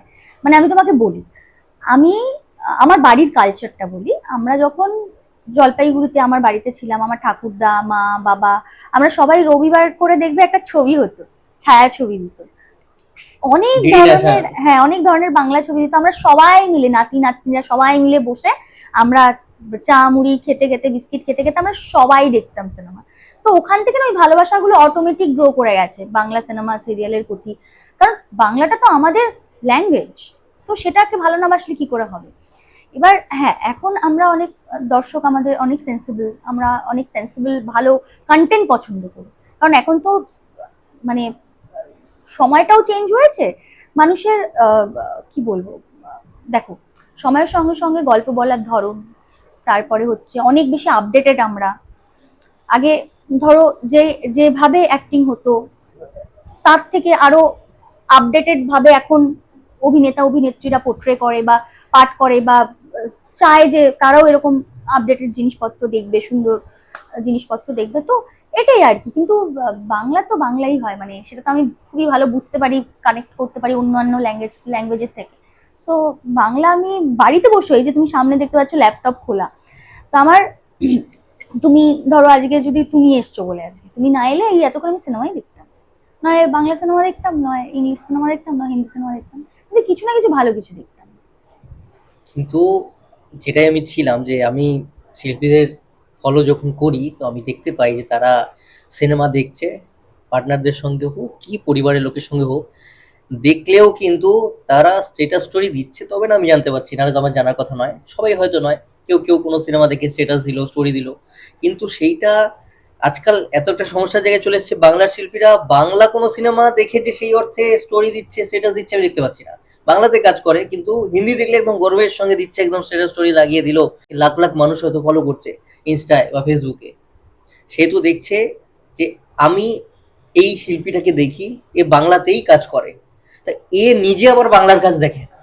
আবার সেই শিল্পীটা অনুরোধ করে কোন না কোনো সময় যে আমার কাজটা দেখুন, কে যায় না? প্রতিটা শিল্পী তো কাজ করছে তারটা যেন দর্শক দেখে, সেই জন্য তো সে অনুরোধও করছে আমার কাজটা দেখুন, সেটা বাংলা কাজ, অথচ নিজে বাংলারই যখন তার সিনিয়ররা ইন্ডাস্ট্রির কাজ করছে, সিনেমা বানাচ্ছে, সেটা দেখতে যাচ্ছে না। আমি যদি নারী চরিত্র বেজায় জটিলের কথাই বলি, যতটা পরিশ্রম করা হয়েছে, আমিও সেই ছবিটার কোথাও না কোথাও পার্ট, তুমি তো পার্টি, যতটা ডিজার্ভ করে। এটা অঙ্কুশদা নিজে পরের দিন বলেছে যে আমি যতটা আশা করেছিলাম সেটা হলো না, লাইভ করে অঙ্কুশদাকে বলতে হচ্ছে কেন, যেখানে একটা টাইম রিমেক হতো, এখন রিমেক হচ্ছে না। এখন খেটে খুঁটে ভালো স্টোরিতে মানুষকে হাসাবার জন্য অঙ্কুশ যাচ্ছে, বেটার অপশন কি হতে পারে? আমি নিজে দর্শক হিসেবে গিয়ে সিনেমা হলে আলাদা করে দেখে এসেছি, প্রিমিয়ারে আমি দেখিনি, আলাদা করে দেখেছি। তো সেখানে দর্শক সেই অর্থে এলো না যতটা আশা করেছিল অঙ্কুশদা বা আমি, আমরা প্রত্যেকে। বিষয়টা হচ্ছে, বললে অনেক কথা, না বললে অনেক কিছু নয়। প্রথম একটা প্রবলেম আমি বললাম যে সিঙ্গেল স্ক্রিনের একটা বিষয়। আমি যদি দেখো, আমি আজকে সিনেমা বানাচ্ছি, সাধারণ মানুষের জন্য বানাচ্ছি। তো আগে যখন আমরা সিনেমা দেখতাম, দেবদা, জিদ্দা, ওদের সবাইকে যখন দেখতাম, তখন আমি তোমাকে তো বললাম হলে গেছি, দেখেছি। তখন আমরা সিঙ্গেল স্ক্রিনে 50 টাকা, 40 টাকা টিকিট কেটে গেছি। আমরা খুবই সাধারণ নিম্নবিত্ত মিডল ক্লাস ফ্যামিলির ছেলে মেয়ে বা ঘরের লোক। তো আমরা ধরো দিনে 1,500 টাকা, যারা মফস্বলে থাকে বা চাষবাস করে, মানে আমরা কাদের জন্য সিনেমা বানাই সেটা খুব ইম্পর্টেন্ট। অনেক ভাগ আছে, কিছু জনার আছে, জায়গাটা আছে যে যারা সপ্তাহে একদিন মুভি দেখতে যাওয়াটা তারা যেতেই পারে। কিছু মানুষ আছে যাদের একটা ভালো মুভি দেখতে যাওয়ার জন্য তাদের, তারা যে ইনকামটা করে না, আজকে ধরো আমি 1,000 টাকা একটা পার ডে ইনকাম করছি, আমার পক্ষে কি সম্ভব 150 টাকা, 250 টাকা বা 280 টাকা দিয়ে টিকিট কেটে মাল্টিপ্লেক্সে গিয়ে পরিবার নিয়ে গিয়ে সিনেমা দেখে 1,000 টাকাটা আমি উড়িয়ে দেবো? মেন্টালিটি করে না, করবে না। তার থেকে বরং নিজেরাই ঘরে চা বিস্কিট কিনে, যদি এখন তো সোশ্যাল মিডিয়া হোক বা আমাদের অনলাইন বিভিন্ন রকম প্ল্যাটফর্ম হোক চলে এসেছে, সেখানে বসে সিনেমাটা দেখাটা এনজয় করবো, তাতে খরচাটাও কম হলো। কিন্তু এই দর্শক তো হিন্দি সিনেমা দেখতে, মানে হিন্দি সিনেমা না, দেখতে যাচ্ছে। সবাই যে করছে তা না। তুমি যদি, হ্যাঁ, এবার তুমি যদি ধরো আর একটা গোষ্ঠীর কথা বলো, ধরো আমাদের কথা বলছো, আমাদের কথা যে আমরা ফিল্ম ইন্ডাস্ট্রিতে কাজ করছি, আমরা কি করছি। এবার এটাও একটা চয়েস যে একটা আমরা কি বলবো, সিনেমা বা আমরা যারা যে কাজগুলো করি খুব ভালোবেসে খুব পরিশ্রম করে করি, তো তো আমাদের এক্সপেকটেশন থাকে যাতে সেটা সবাই দেখুক। আমি এরকম বলবো না যে আমরা কেউ দেখতে যাইনি, দেখতে যাই না। কারণ নিজে যেই কাজটা তুমি করছো বাংলায়, তুমি যদি নাই জানো যে তুমি তুমি যেখানে কাজ করছো তুমি কি কাজ হচ্ছে, হতে পারে আজকে হয়তো বলিউডের ক্ষেত্রে পয়সাটা অনেক সময় যেটা হয়, আমরা তো জানি সবকিছু তো ডিপেন্ড করে মানির ওপর। আজকে কিছু টাকা বেশি থাকলে আমরা আরো সুন্দর করে জিনিসটাকে ইউটিলাইজ করতে পারবো। বিদেশে আরো সুন্দর গ্রাফিক্স থেকে শুরু করে আরো সুন্দর জিনিসপত্র তৈরি হয়। সবটাই বাজেটের উপর ডিপেন্ড করে। এখানেও প্রচুর খরচা খরচা করে মানুষে, কিন্তু হয়তো তুলনামূলক কোথাও হয়তো সেই জায়গায় হয়তো কম বেশি তো হয়, আমরা জানি। তো সেই জায়গায় হয়তো কিছু খামতি থেকে যেতে পারে। আবার সবটাই তো সব সময় তো পারফেক্ট ভালো হয় না, ফল্ট তো থাকে। তো আমি বেসিক্যালি নিজে মনে করি যে আমি ধরো বাংলার, যেহেতু বাংলায় কাজ করি, বাংলার অভিনেত্রী, তো আমি চেষ্টা করি সব সময় যে আমি সিরিয়াল যখন করছি সিরিয়াল দেখার যে কি যাচ্ছে, এরকম না যে শুধু নিজেরটা দেখি, নিজেরটা তো দেখি, কারণ আমাকে ডে বাই ডে প্রত্যেক দিন আমাকে নিজেকে ইমপ্রুভ করতে হয়, কোন দিন নিজের ভুলটা, সেটা আলাদা জিনিস। ধরো এখন আমি কাজ করছি না, তাও গিয়ে ধরো যে ওরা ওই ঘরে সিরিয়াল দেখছে, আমি গিয়ে ঠিক হয়তো একটু গিয়ে বসে দেখবো গল্প ভাল লাগছে কিনা, বা অ্যাক্টিং কি করছে, বা জিনিসপত্র জেনে চলে আসবো, আপডেটেড থাকি আমি। সে সিনেমার ক্ষেত্রেও হতে পারে, সিরিয়ালের ক্ষেত্রেও হতে পারে। এবার এগুলো না সবার সবার নিজস্ব ব্যাপার যে তুমি কিভাবে বিষয়টা দেখবে। আমি যেরকম বাংলা সিনেমা, হ্যাঁ হতে পারে যে কম দেখি আমরা Bangla cinema, but Bangla cinema কিন্তু আমি প্রচুর হলে দেখেছি, প্রচুর সিনেমা আমি দেখতে যাই মাল্টিপ্লেক্স হওয়ার পরেও। মানে আমি তো সিনেমা প্রথম করলাম নারী চরিত্র বেজায় জুটি, কিন্তু তার আগে আমি বললাম গয়নার বাক্স দেখতে গেছি, আরো অনেক সিনেমা দেখেছি জানো তো আমি বাংলা, আমি গিয়ে গিয়ে দেখেছি। কিন্তু বিষয়টা হচ্ছে আমার সব নাম মনে থাকে না অনেক সময়, শুধু বাংলার ক্ষেত্রে না, ইংলিশ হিন্দির ক্ষেত্রেও তাই। মানে আমি সিনেমাটা দেখে ফেললাম, কিন্তু আমি এত সিনেমা দেখি নাম মনে রাখতে পারি না, কিন্তু আমি দেখেছি, কিন্তু বাংলা সিনেমা কিন্তু প্রচুর দেখি। দেখো আর একটা জিনিস হতে পারে, সেটা হচ্ছে যে আমাদের ব্যস্ততা, সেটাও হতে পারে। হিন্দিটা তো দেখে ফেলছো। আহা, আমাকে একটা কথা বলো, নদীর এপার কহে ছাড়িয়া নিঃশ্বাস, ওপারেতে সর্বসুখ আমারও বিশ্বাস। আজকে তুমি ধরো যেটা হাতের কাছে পাচ্ছ, তুমি সেটাকে যতটা না গুরুত্ব দেবে, তুমি যেটা চোখের সামনে দেখতেই পাচ্ছ না তুমি তার থেকে সেটাকে বেশি গুরুত্ব দেবে না। আজকে রণবীর সিংকে তো আমরা দেখতে পাচ্ছি না কাছে, চোখের সামনে সব সময়, তাই না? তো ওইটা দেখার উদ্বেগটা না অনেক বেশি থাকবে। এটা তো নর্মাল জিনিস, যাই যাই গিয়ে দেখে আসি। এবার ধরো ওই রকমই একটা কিছু যদি এখানেও হয় না, তখনও কিন্তু আমরা দেখতে যাব, মানে আমি অ্যাটলিস্ট দেখতে যাব যদি এরকম টাইপের কিছু একটা পাওয়ার, কিছু একটা মানে ইন্টারেস্টিং কিছু একটা করে ফেলে। দেখো দর্শকদের তো একটা, দর্শকরা যে সিনেমা দেখতে যাবে তাদেরও তো একটা টপিক ভালো লাগতে হবে, তাদেরও তো মনে হতে হবে যে হ্যাঁ এটা আমি দেখতে চাই। বিভিন্ন রকম টপিকের উপর, আমাদের যেরকম নারী চরিত্র বেজায় জটিলের একটা টপিক হচ্ছে ফ্যামিলি নিয়ে গল্প ছিল, আমার তো মনে হয়েছে যে কি বলবো তোমাকে, আমি যাদের দেখেছি যারা দেখতে গেছে তারা কিন্তু ওই সুন্দর একটা ঘরের স্টোরি পেয়েছে, ভালোবাসা, তারপরে মায়ের সাথে কানেকশন, যেটা আমি আগেও তখনও বলেছি সুন্দর একটা জিনিস ছিল। এবার দর্শকরা ধরো এই টাইপের টপিক হয়তো সিরিয়ালে দেখে, তো এগুলো না যার যার আমার মনে হয় মানে ইচ্ছে বা কি বলবো ভালো লাগার উপর ডিপেন্ড করে যে আমি কি টাইপের সিনেমা দেখতে পছন্দ করি আর কি টাইপের। আমি যেন সব কিছু দেখি, সব ধরনের, আমি সাইফাই থেকে শুরু করে, আমি অ্যাকশন থেকে, রোম্যান্স থেকে শুরু করে কমেডি, আমি সব ধরনের সিনেমা দেখি। যে প্রজাপতি 2 যখন রিলিজ হলো, মানে আমার তো কাজের চাপটাও ছিল, আমি যথারীতি আহ, যেতে পারিনি, বাট জি5-এ তো দিয়ে দিয়েছে। আমি ওটা 2-3 দিন অ্যাটেন্ডও নিয়েছিলাম, কিন্তু ওখানে না ওই রিচার্জ, এক্সট্রা রিচার্জ করতে হয়, প্রিমিয়াম রিচার্জ করতে হয়, সেই জন্য আমি দেখে উঠতে পারিনি এখনো পর্যন্ত। বাট ওদের গান, ওদের দেখো, আমার তো ইচ্ছে আছে যে সবার সাথে কাজ করব, আমার তো জনারটা এটা না, তো আমি তো কাজ করব এখানে। তো আমি যেখানে কাজ করছি যদি নাই জানি সেখানে কি কাজ হচ্ছে, তাহলে আমি কাজটা করব কেমন করে? তো কাজটা দেখার ইচ্ছে সবসময় থাকে, তো আবার বাট আমার দেখে ওটা হয়নি বিকজ আমার রিচার্জ নেই বলে। বাট আমি ওটা আবার ধরো অনেকগুলো অ্যাপ আছে না, তো প্রত্যেক সময় তো সবকটা অ্যাপে তো অতগুলো টাকা ঢেলে রিচার্জ করা সম্ভব না, এটা হচ্ছে মেন বেসিক জিনিস। মানে আমি আমারটা বলছি, আমি সবারটা জানি না। তো আমার নেটফ্লিক্স চলছে, ধরো নেটফ্লিক্সটা 1 মাস অফ করে এতদিন সিরিয়াল আমার রিচার্জ করা আছে যেটাতে আমি আমার সিরিয়াল দেখতে পেতাম, বাট সিনেমার জন্য ওটা আলাদা করে রিচার্জ করতে হবে। সো আমি 2-3 দিন অ্যাটেন্ড নিয়ে আমি দেখতে পারিনি। আমি তোমাকে বলছি আরো কয়েকটা সিনেমার কথা বলছি, যেটা আমি এখনো পর্যন্ত আমার লিস্টে রেখে দিয়েছি, যেগুলো এখনো পর্যন্ত দেখা হয়নি, দেখবো। সেটা হচ্ছে একটা শিকারপুর। শিকারপুরটা আমার দেখার খুব ইচ্ছে, বাট বিকজ শিকারপুরের যে গল্পটা আছে, হ্যাঁ, না সেটার জন্য নয়, বাট অঙ্কুশ তো ভীষণ ভালো পারফর্ম করেছে ওখানে। দেখার আরো একটা বিষয় আমার যেটা আছে, সেটা হচ্ছে শিকারপুরের যে স্টোরিটা, সেটা আমার বন্ধু ডোডো, আম, তো আমরা সব একই জলপাইগুড়ির সব, তো আমরা একই ব্যাচ থেকে বেরিয়েছিলাম। নির্ঝরের ছবি ওটা, তো ওই হিসেবে দেখার কথা সব। আর ওখানে অঙ্কুশকে অন্যভাবে দেখা গেছে, আর ওখানে একটা স্টোরি আছে পিছলা ভূতের গল্প নিয়ে করা। তো আমি দেখতে চেয়েছিলাম, আমি ওটা ইসেও করেছিলাম, তো কিন্তু বললাম তোমাকে ওই 5-10 মিনিট দেখার পর বিষয়টা স্টপ হয়ে গেছে, তারপর আমি আর রিচার্জ করিনি বলে ওটা কন্টিনিউ করতে পারিনি, কিন্তু এখনো পর্যন্ত বসে আছি যে ওগুলো আমাকে দেখতে হবে। তারপরে তোমার এবার তুমি হলে গিয়ে বিষয়ে যেটা বলছো সেটা আমরা পরের টপিকে যাচ্ছি। আমি বাংলা সিনেমার কথা বলছি, যে বাংলা সিনেমা আমি কিরকম ভাবে দেখতে পছন্দ করি বা দেখি, সেটা নিয়ে আমরা কথা বলি। তো বিষয়টা হচ্ছে যে শিকারপুরটা আমি তোমাকে বললাম, পিছলা ভূতের গল্পটা আছে, ওটা কিভাবে নির্ঝর কতটা ইন্টারেস্টিং ওয়েতে তোমার অঙ্কুশকে দিয়ে করিয়েছে। আমারও তো নির্ঝরের সঙ্গে কাজ করার, আমরা আমরা একটা কাজ করেও ছিলাম, তখন আমরা কিচ্ছু নই, ছোট, আমরা তখন কলেজে পড়ছি, তখন আমরা ড্রিম ডগস বলে একটা ছোট্ট শর্ট মুভি করেছিলাম, আমরা 4-5 জন মিলে। তো আজকে সবাই এখানে প্রতিষ্ঠিত। বই টই পড়তে ভালোবাসো? ভালোবাসতাম, এখনো ভালোবাসি না বলবো না, বাট এখন সময় হয়। পড়া হয় না। এবার তোমার সাথে কথা বলে আমি আলাদা করে বুঝেছি একটু ইন্টেলেকচুয়াল টাইপের মেয়ে, কলেজে পড়াশোনা করা, একটু শিক্ষিত হয় না, ওই যে যাদবপুর প্রেসিডেন্সি, না না না না একটু ওই না না না, আরো not like that, not like that, but ওরাও খুব ভালো। কারণ আমি শিরিন যাদবপুরে পড়াশোনা করছে, তো শিরিনকে আমার খুবই পছন্দ হয়েছে। সো আমি ওদের মতন বলবো না, বাট হ্যাঁ মানে আমার পরিবেশটা পুরো অন্যরকম ছিল গো। ওটা তুমি জলপাইগুড়িতে আমাদের ওই কি বলবো, ওই জোনটা না দেখলে না তুমি বুঝতে পারতে না ওখানে কত ভালোবাসা, কত কেয়ারিং, কত আন্তরিকতা। আন্তরিকতা রয়েছে।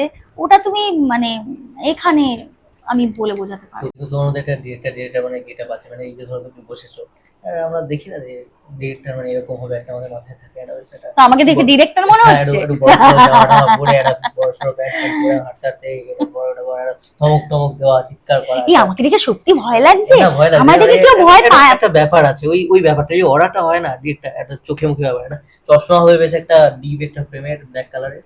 আমাকে নাকি ডিরেক্টরের মতন লাগছে নাকি? এটা কোনো কথা? হ্যাঁ সত্যি, মানে তাও ওই হিন্দি ঠিক আছে, আমি যেদিন ডিরেকশন দেবো সেদিন আমি শুভ্রনীলকে সিনেমার হিরো করে শুভ্রনীলকে ডিরেকশন দেবো। এটা শুনেছি, এটাই ধন্য হলাম, মানে বিরাট ব্যাপার এটা। আমি জানি না আমার ডিরেকশনে কে কাজ করবে। না না, আমি তো করবো। ওই তো তোমাকে নিয়ে কাজটা করবো আমি, চেষ্টা করবো। এটা আমার নিজের জন্য তো করতেই হবে, আমাকে জীবন দিয়েছে ভগবান, একটাই জীবন। তো সেই জীবনে আমি নিজেকে এক্সপ্লোর করবো না, যে আমি কি কি জানি, কি কি পারবো, নিজেকে কিভাবে নতুন ভাবে দেখাবো। তো সেইটা একটা ইচ্ছে রয়েছে, এবং সেটা কিভাবে আমি দেখাবো সেটা এখনো প্ল্যানিং করে উঠিনি। ডিরেকশনটা আমার পক্ষে দেওয়া সম্ভব নয়, কারণ ওটার জন্য পড়াশোনা, অনেক চিন্তা ভাবনা, অনেক মানে ওইটা তো একটা আলাদা পার্ট। মানে একজন ডিরেক্টরকে কত কিছু করতে হয়, ইটস টাফ জব।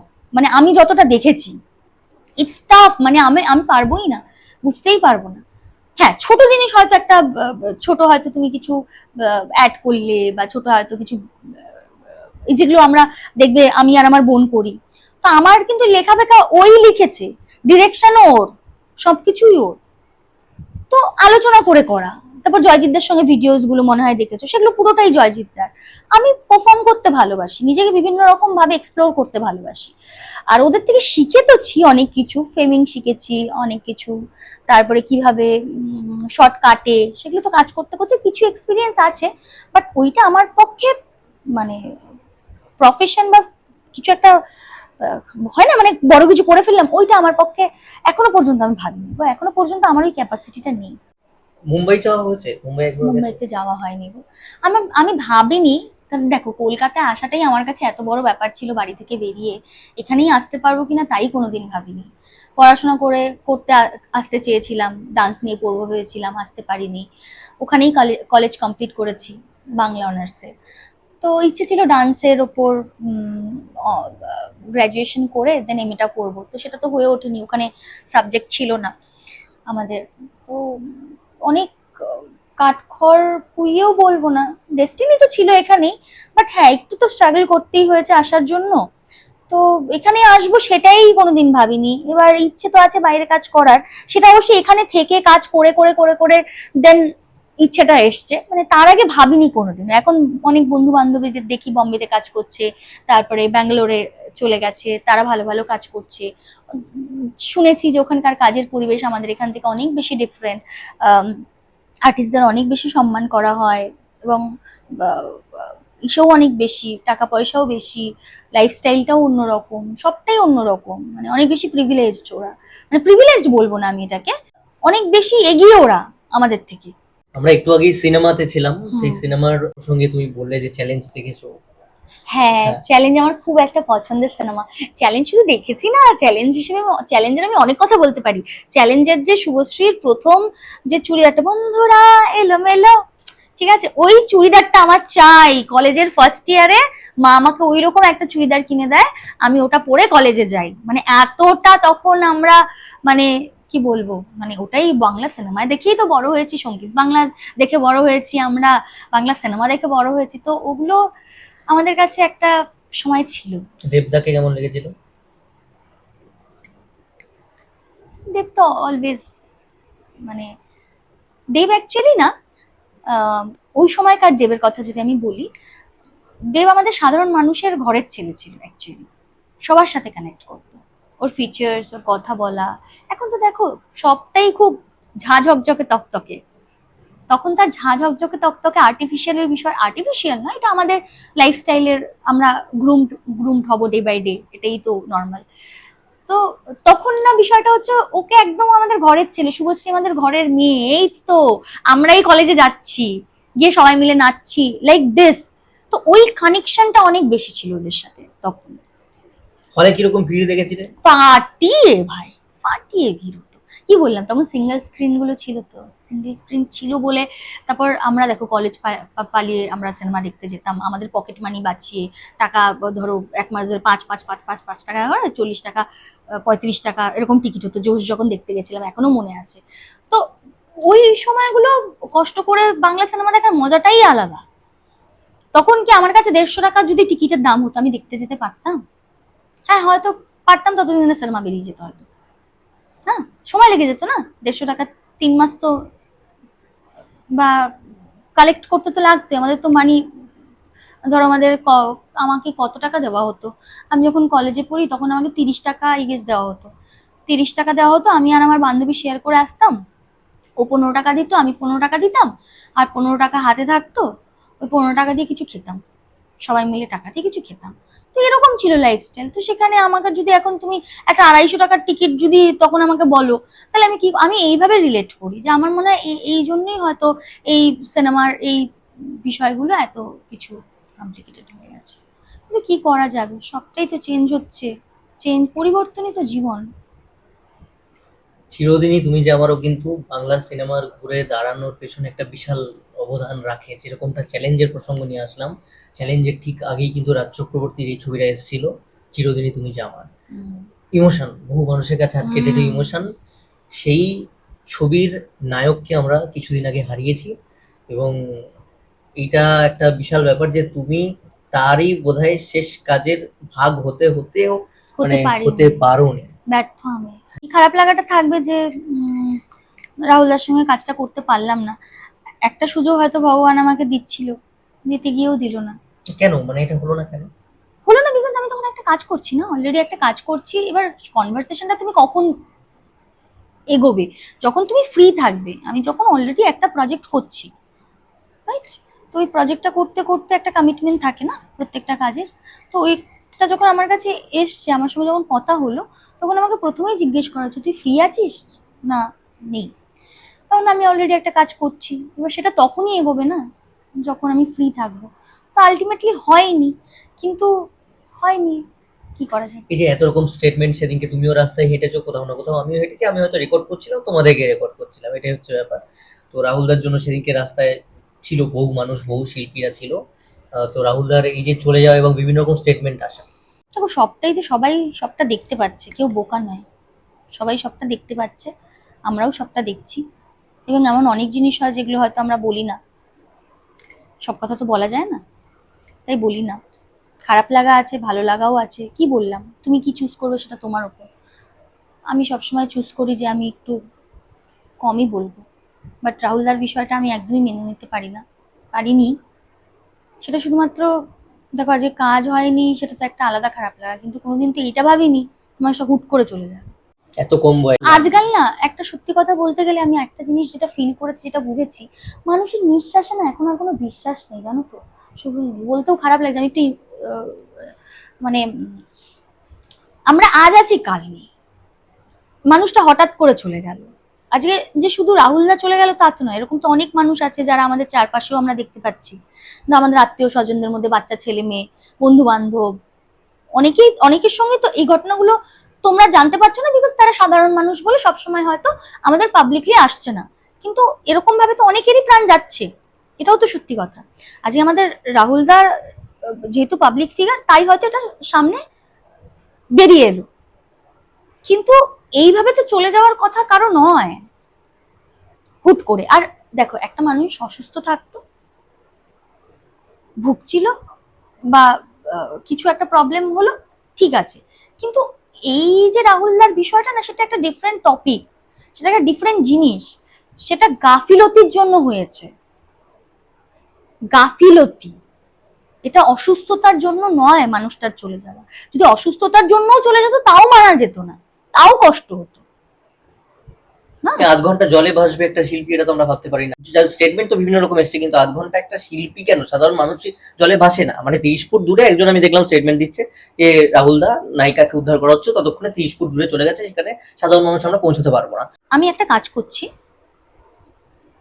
কাজটা করার আগে আমি ভাববো যে আমি যেই যেই কাজটা করছি বা যেই জায়গাটায় কাজ করছি বা যেই সিচুয়েশনে কাজ করছি, সেই সিচুয়েশনে যাতে কোনো প্রবলেম না হয় সেটা অর্গানাইজ করা আমার কর্তব্যের মধ্যে পড়ে। আমি বিপদ হয়ে যাওয়ার পর ভাববো না যে আমি ওখান থেকে কি করে জিনিসটাকে সর্ট আউট করবো।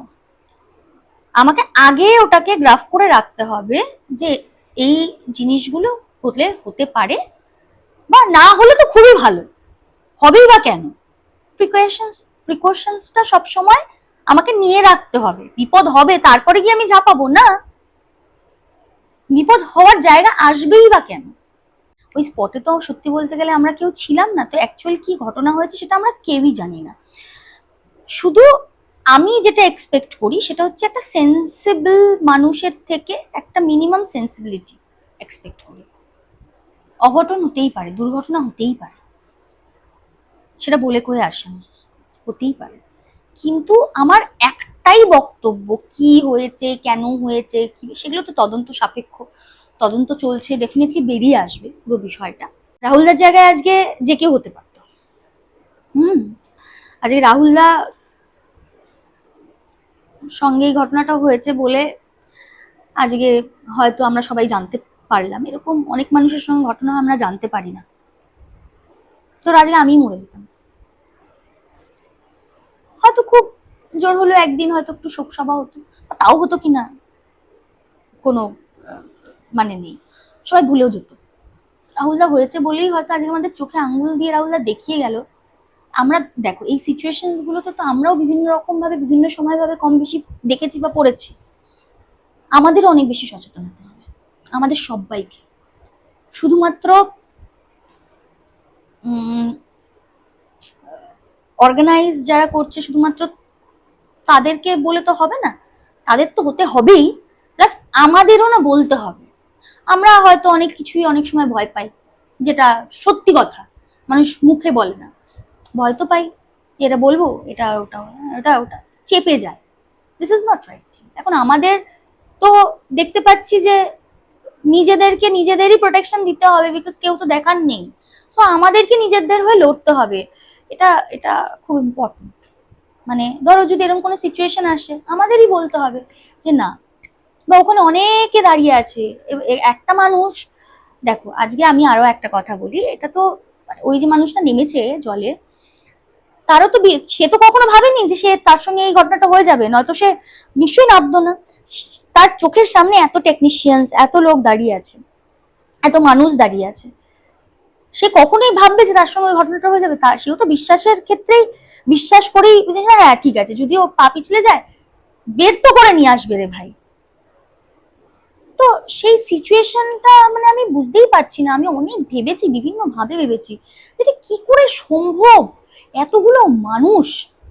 এবার এটাও সত্যি যে সমুদ্রের একটু ভেতরে গেলেই আওয়াজটা শোনা যায় না, রিফ্লেক্ট করে কিন্তু না, তোমরা বাট সবাই ক্যামেরার সামনের মানুষ, ক্যামেরায় সবসময় তোমাদেরকে দেখা হয়, আমার যতটুকু আইডিয়া যা চলে তোমাদের একটা অফ ক্যামেরাও বহু সিন ক্যামেরায় চেক করতে থাকা হয় এবং ড্রোন। হ্যাঁ মানে লেভেল তো ডেফিনেটলি আছে, মাইক সবকিছু তো আছে, তো ডেফিনেটলি আছে, তোমাদের তো ক্ষেত্রে তো সেখানে সাউন্ড বা কিছু সেটাও তো আসার কথা।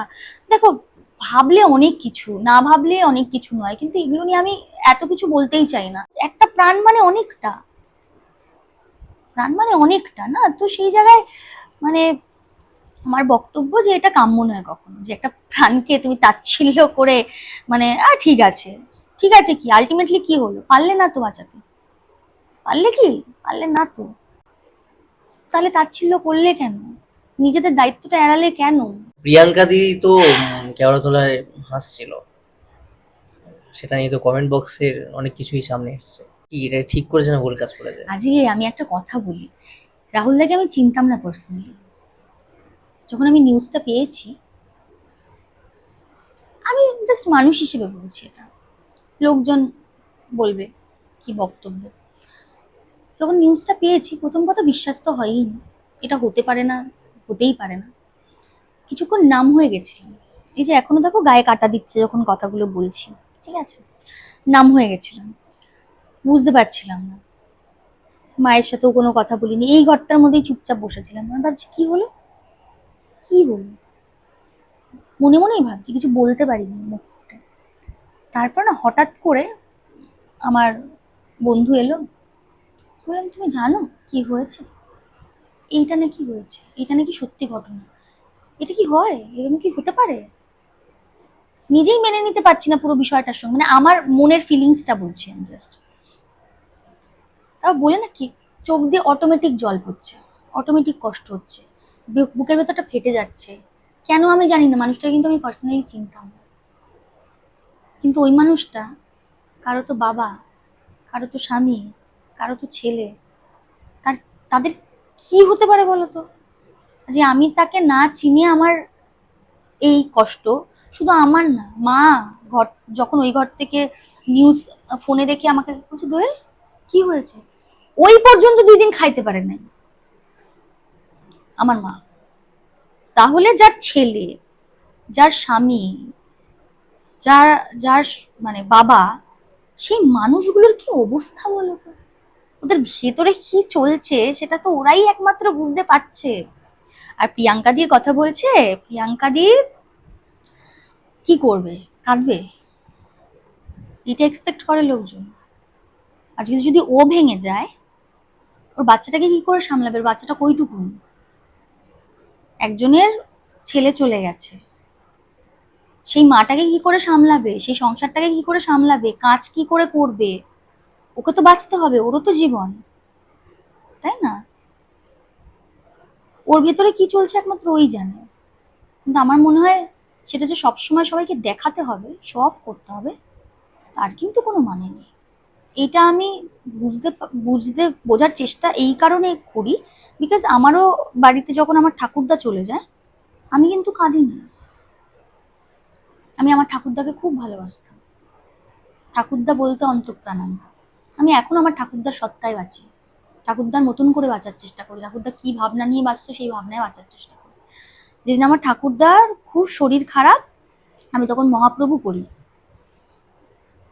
মানে আমার বাবা মা আমার জন্য যত করেনি, আমার ঠাকুরদা তত করে গেছে। আমার খুব ইচ্ছে ছিল আমার ঠাকুরদা আমার এখানে এসে আমার কাছে থাকুক, প্রথম কাজ দেখুক। ঠাকুরদার সঙ্গেই তো সিরিয়াল দেখতাম বাড়িতে বসে বসে, খুব সিরিয়ালের পোকা ছিল। তখন আমি অভিনয় করেছি, আমি চেয়েছিলাম আসুক। আমার ঠাকুরদা অসুস্থ, আমি কাজ ছেড়ে দিয়ে চলে গেছিলাম, যে হবে না। তারপর কাজ ছেড়ে দিয়ে যখন চলে গেলাম, ওখানে গিয়ে দেখি মানে ওই হার্টবিটটা নেই, কিছুই নেই, শুধু মাঝে মাঝে একটু মুখে শুধু একটু জল দিতে পারলাম। আমি কাঁদিনি, কাঁদতেই পারিনি, কাঁদতেই পারিনি। শুধু ভাবছিলাম যে আমি দেরি করে ফেললাম বোধহয়, আমার দেখ হয়তো আমি আমি মুখে জল দেওয়ার সঙ্গে সঙ্গে সেটা পুরো ব্ল্যাঙ্ক হয়ে গেল, মানে আর এই বিষয়টাও নেই। তো আর বুঝতে পারিনি কি করব, কি আমি এত দূর থেকেও গেলাম, কাজ বাজ ছেড়ে চলে গেলাম, সব কিছু এসে করে চলে গেলাম, মানে নেই লোকটা। মানে আমি তখন চারদিকে দেখছি সবাই চিৎকার করে কাঁদছে, বাবা, পিসি, পিসিরা, জেঠু, মা, সবাই। আমি ব্ল্যাঙ্ক, কি করব।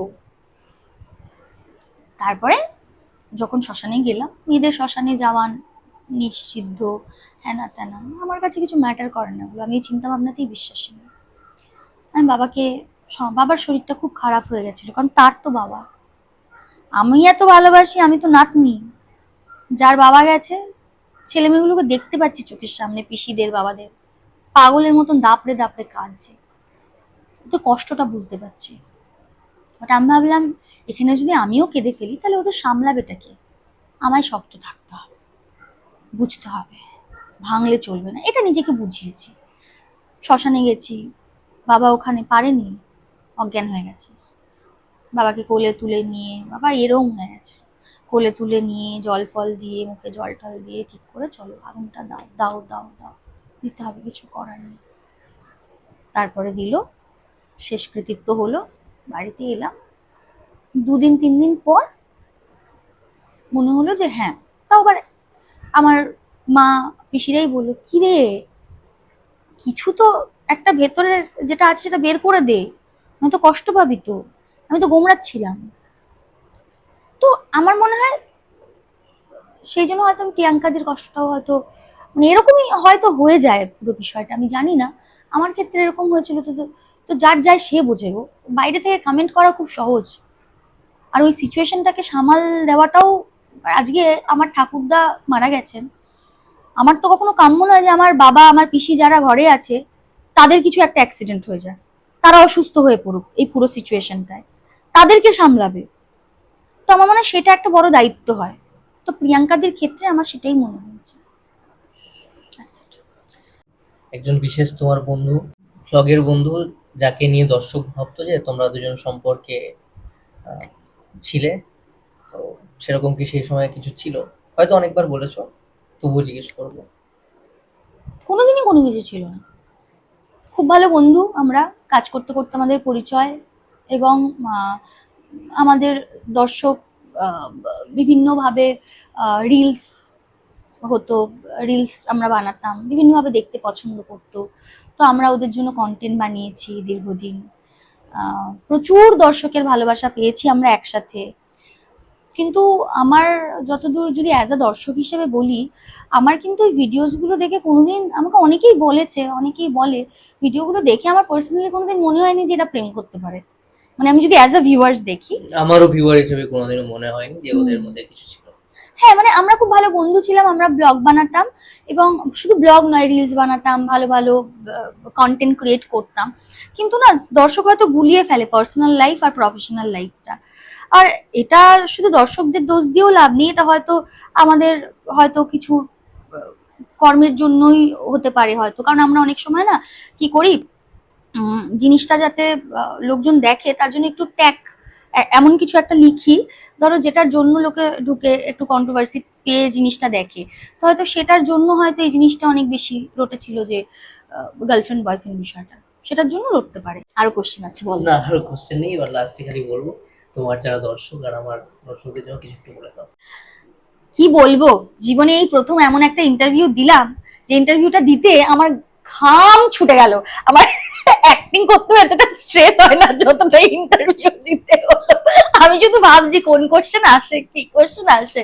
বাট হ্যাঁ, আমরা অনেক কিছু নিয়েই আজকে আলোচনা করেছি, অনেক কিছুই আমরা বিস্তারিত আলোচনা করেছি। আমরা একটু কমেডি কম করে আজকে সিরিয়াস একটু বেশি হয়ে গেছে, মানে এই মনে হয় প্রথম যে আমি এত সিরিয়াসলি এতক্ষণ ধরে বসে অনেকগুলো কথা বলেছি নাকি। হ্যাঁ, ভালো তো, সব দিক এক্সপ্লোর হওয়া দরকার না? হ্যাঁ, অনেক অনেক কিছুই তুমি কোশ্চেন করেছো আজকে, যেগুলো হয়তো আমরা অনেক সময় অনেক কথা বলতে পারি না, বলে উঠি না, বা আমি একটু চুপ থাকতেই পছন্দ করি, কেউ জিজ্ঞেস করলেও বলি না, তো তাও আমরা আজকে কিন্তু অনেক কথাই বলেছি।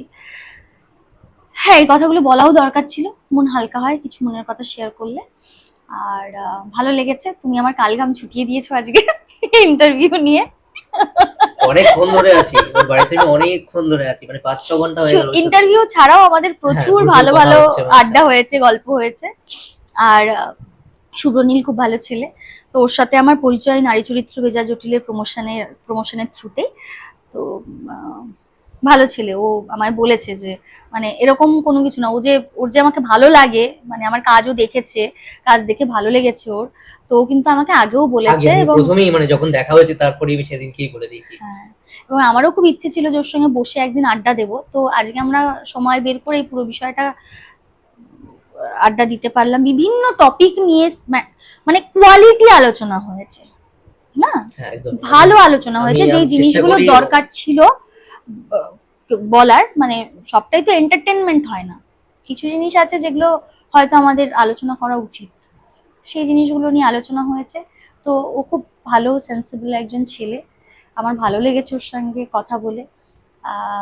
ও অনেক ভালো ভালো কাজ করুক, ওর আমি অনেক ভিডিওস দেখেছি যেখানে ও আমাদের মানে আমাদের যে প্রফেশন আছে সেটা নিয়ে অনেক এক্সপ্লোর করেছে, অনেক কি বলবো, কি বলে, আমরা অনেক সময় বক্তব্য রাখতে পারি না, কিন্তু ওরা আমাদের হয়ে অনেক কিছু বলে, অনেক অনেক আমাদেরকে সুন্দর করে, আমাদের খারাপ হোক আমাদের ভালো হোক সবারই সবটা তুলে ধরা। তো এটাও বা কয়জন পারে, বা সঠিকভাবে কয়জন পারে, অ্যাকচুয়ালি পারে হয়তো অনেকেই, সঠিকভাবে কয়জন পারে। তো ও একটা সঠিক মানুষের মধ্যে আমার মনে হয় একজন, যে সুন্দর করে সবটা গুছিয়ে সুন্দর করে দেখাতে পারে বা বলতে পারে, আর সঠিক বক্তব্যও রাখতে পারে, যেটা হয়তো আমরা অনেক সময় বলতে পারি না। তো ভালো, আমাকে চাপে ফেলে দিয়েছিল। তোমার যারা ভক্তরা, যে ছেলেরা রয়েছে আমার মতো, তাদের জন্য। কে বলেছে তোমাকে যে আমার ভক্তরা শুধু ছেলে? না না, মেয়ে তো আছে, ঠিক আছে, কিন্তু মেয়েরা দেখবে যে স্ক্রিনটা গ্লো করছে, আমরা ওরকম হতে চাই, মানে কেন ওকে আমার কেন শুধু ছেলে দেখবে? ভক্তর থেকে মেয়ে ভক্ত না বেশি। না, ছেলের ফ্যানই বেশি হয়। আমি ওই তো 5 লাখের উপর যে ফলোয়ার্সটা, ওর মধ্যে 3 লাখ 3.5 লাখ বিশ্বাস করো, ছেলে আমাকে আছে। শুধু বেশিরভাগ মেয়েরাই মেসেজ করে, সে দিদি মেয়েরা করে, দিদি। ছেলেরা লজ্জা পায় না যদি একটা স্ক্রিনশট পোস্ট হয়ে যায়? আজকাল তো হয়ে যাচ্ছে এগুলো। কুজিবি বলছে, কুজিবি। হ্যাঁ, না, সেরকম কোনো ব্যাপার নেই। ব্যাপারটা হচ্ছে যে আমি, আমার তো আজকে আমার দর্শকরা ভালো না বাসলে তো আজকে এই জায়গায় দাঁড়াতে পারতাম না। সত্যি বলতে গেলে ওরা প্রচুর ভালোবাসে, শুধু ফলোয়ার্স দেখে তো ভালোবাসা হয় না, কমেন্টস গুলো পড়লে তুমি না না, বুঝতে পারবে। ফলো ইনস্টায় না সবাই ফলোয়ার্স পায় না, মানে ইনস্টায় না সবাই সবাইকে ফলো করে না। ইনস্টা একটা সমস্যা হচ্ছে, ফলো করলেও আনফলো করে দেওয়া একটা রোগ আছে মানুষের। করে তো, হ্যাঁ, করে তো, এরকম করে তো। আছে তো। তো তার মধ্যেও তুমি এত দূর যে গেছো, তো এটা বিশাল ভালোবাসা না থাকলে ওই 5 লাখ লুকস মানে স্টিক করে একজনের প্রতি থাকাটা 5 লাখ না, 5 লাখের বেশি। 550। হ্যাঁ, আমার আমার নারী sorry। চরিত্র ভেজা জটিলের সময় আমার 549 ছিল। হ্যাঁ। এ বাবা, 549 কি ভালো বলে ফেললাম, 549 ছিল। তো সেটা আমি বলছিলাম যাতে মিলিয়ন মিলিয়ন হয়ে যেত। যাই হোক, তো এখন ওটা একটু এগিয়ে গিয়ে 50-51-তে এসেছে। এটা সত্যি কথা, এটা ভালোবাসাই। আর আমার মনে হয় ভগবানের আশীর্বাদ আর তোমাদের ভালোবাসা ছাড়া আমাদের কারোরই আহ, মানে কি বলে এগোনো সম্ভব না। কিন্তু আমি এটুকুনও বলবো যে মানুষকে অনেক বেশি সেন্সিবল হতে হবে গো। কারণ আহ, আমি এক্সপেক্ট করি যে এই কাদা ছোড়াছুড়ি, এই খারাপ কমেন্টস, এই জিনিসগুলো না করে, যেহেতু এটা কাজেরই জায়গা না, মানে আমি অ্যাকচুয়ালি সোশ্যাল মিডিয়াটা কিন্তু কাজের মারফতই কিন্তু আমার সোশ্যাল মিডিয়াটাতে ঢোকা, কিন্তু মানে আমার কিন্তু আলাদা কোনো এন্টারটেনমেন্টের জায়গা নয় সোশ্যাল মিডিয়া। বা আমাদের কানেকশনস অনেক বেটার হয় না, তো সেই জিনিসগুলো কিভাবে ইউটিলাইজ করা যায়। কিন্তু সেটা এখন যেই জায়গায় গিয়ে দাঁড়িয়েছে, সেই জায়গা নিয়ে আমি খুবই দুঃখিত। কারণ এখানে মানুষ মানুষকে অকারণে কারণে জাজমেন্ট, খারাপ কথা বলা, একদম মাটিতে টেনে নেমে পুরো মানে কি বলবো, মানুষকে মানুষ না মনে করে কুচবি বলা, তার ফ্যামিলি লোকদের সম্পর্কে কথা বলা। আমার কাছে হয়তো খারাপ কমেন্ট খুব কম আসে শুভনীল, কিন্তু অন্যদেরটাও তো দেখি। হ্যাঁ, এটা কমেন্ট ঠিক বক্সে, মেয়েদের কমেন্ট বক্সে আমি তো আর্টিস্টদের চোখই রাখতে পারি না, যে ধরনের কথাবার্তা হয় ঠিক সেটা নয় নিয়ে। এটা। যে পর্যায়ে গিয়ে কথাবার্তা হয়, তো মানে গার্লফ্রেন্ড বয়ফ্রেন্ডের ওই লেভেলে কোনো কনভারসেশন হয় না তাদের, যেরকম কমেন্ট বক্সে আমি চোখ রেখে দেখতে পাই। খুবই সরি খারাপ অডিয়েন্স খারাপ, থেকে, কিন্তু আপনারা তো এগুলো মানে করেন, অনেকেই আমাদের করে। খুব খারাপ খারাপ নিম্নমানের কমেন্ট করে, যেগুলো আমার মনে হয় যদি হতেই পারে, কাউকে কারো ভালো লাগে, কাউকে কারো ভালো লাগে সেটার না। একটা বর্ডার আছে, একটা হ্যাঁ, মানে জায়গা যদি আছে। ভালো না লাগে আমি স্কিপ করে দেবো। হুম। আমার যদি গালিগালাজ দিতে ইচ্ছা করে, আমি নিজেই হয়তো দেখে নিয়ে দুটো খারাপ গালি দিয়ে আমি স্কিপ করে বেরিয়ে যাব। কিন্তু আমি ওইভাবে পাবলিকলি তাদের হেনস্থা করে খারাপ কথা বলে সেটাকে একটা টেনে তাদেরকে, ভাই তাদের তোমরা চেনো না, তাদের তোমরা জানো না, তারা যতটুকুন দেখাচ্ছে তোমরা ততটুকুনি দেখছো, তারা ভেতর থেকে কিরকম সেটা কিন্তু কেউ জানে না। আমি সবার জন্য বলছি, কিন্তু আমাদের এই প্রফেশনের যারা আরো রিলেটেড তাদের নিয়ে আরো অনেক বেশি কাটাছেড়া বেশি করে লোকজন, যেটা আমার মনে হয় না করা উচিত। তারাও দিনের শেষে মানুষ, তাদের কষ্ট হয়, কিন্তু তাদেরও কিন্তু খারাপ লাগে, তাদেরও কিন্তু পরিবার আছে, তারাও কিন্তু বিভিন্ন রকম স্বপ্ন, তারাও সাধারণ মানুষই অ্যাকচুয়ালি। তারাও তোমরা যা খাও তারাও তাই খায়, তা তোমরা বাজার করো তারাও বাজারটা করে, সব তোমাদের মতনই, শুধু তাদের প্রফেশনটা একরকম যেটাতে তোমরা অন্যরকম ভাবে তাদেরকে দেখছো, আর তোমাদের হয়তো কাজটা অন্যরকম, যেখানে হয়তো আমরা সবকিছু হয়তো তোমাদের সম্পর্কে জানতে পারছি না। কিন্তু আমার মনে হয় মানুষ হিসেবে মানুষকে অনেক বেশি মানুষের পাশে থাকা উচিত, একটু সেন্সিবল হওয়া উচিত, এতটা জাজমেন্টে না গিয়ে একটু ফ্রিলি সবাই বাঁচো, প্লাস সবাইকে বাঁচতে দাও, ভালো থাকো আর ভালো থাকতে দাও। Thank you so much, thank you. অনেকটা সময় নিয়ে নিয়েছি, আবারও আসবো, সারা জীবন জ্বালাতে চাই, বারবার আসতে চাই। অনেক দিন ধরে অনেক কাজ করো, আমি বারবার ইন্টারভিউ করতে আসতে পারি। থ্যাংক ইউ সো মাচ শুভনীল, আমার খুব ভালো লাগলো। তো আমরা ডেফিনেটলি আবার পরে দেখা আবার করবো। নিশ্চয়ই হবে। ইয়েস। Thank you.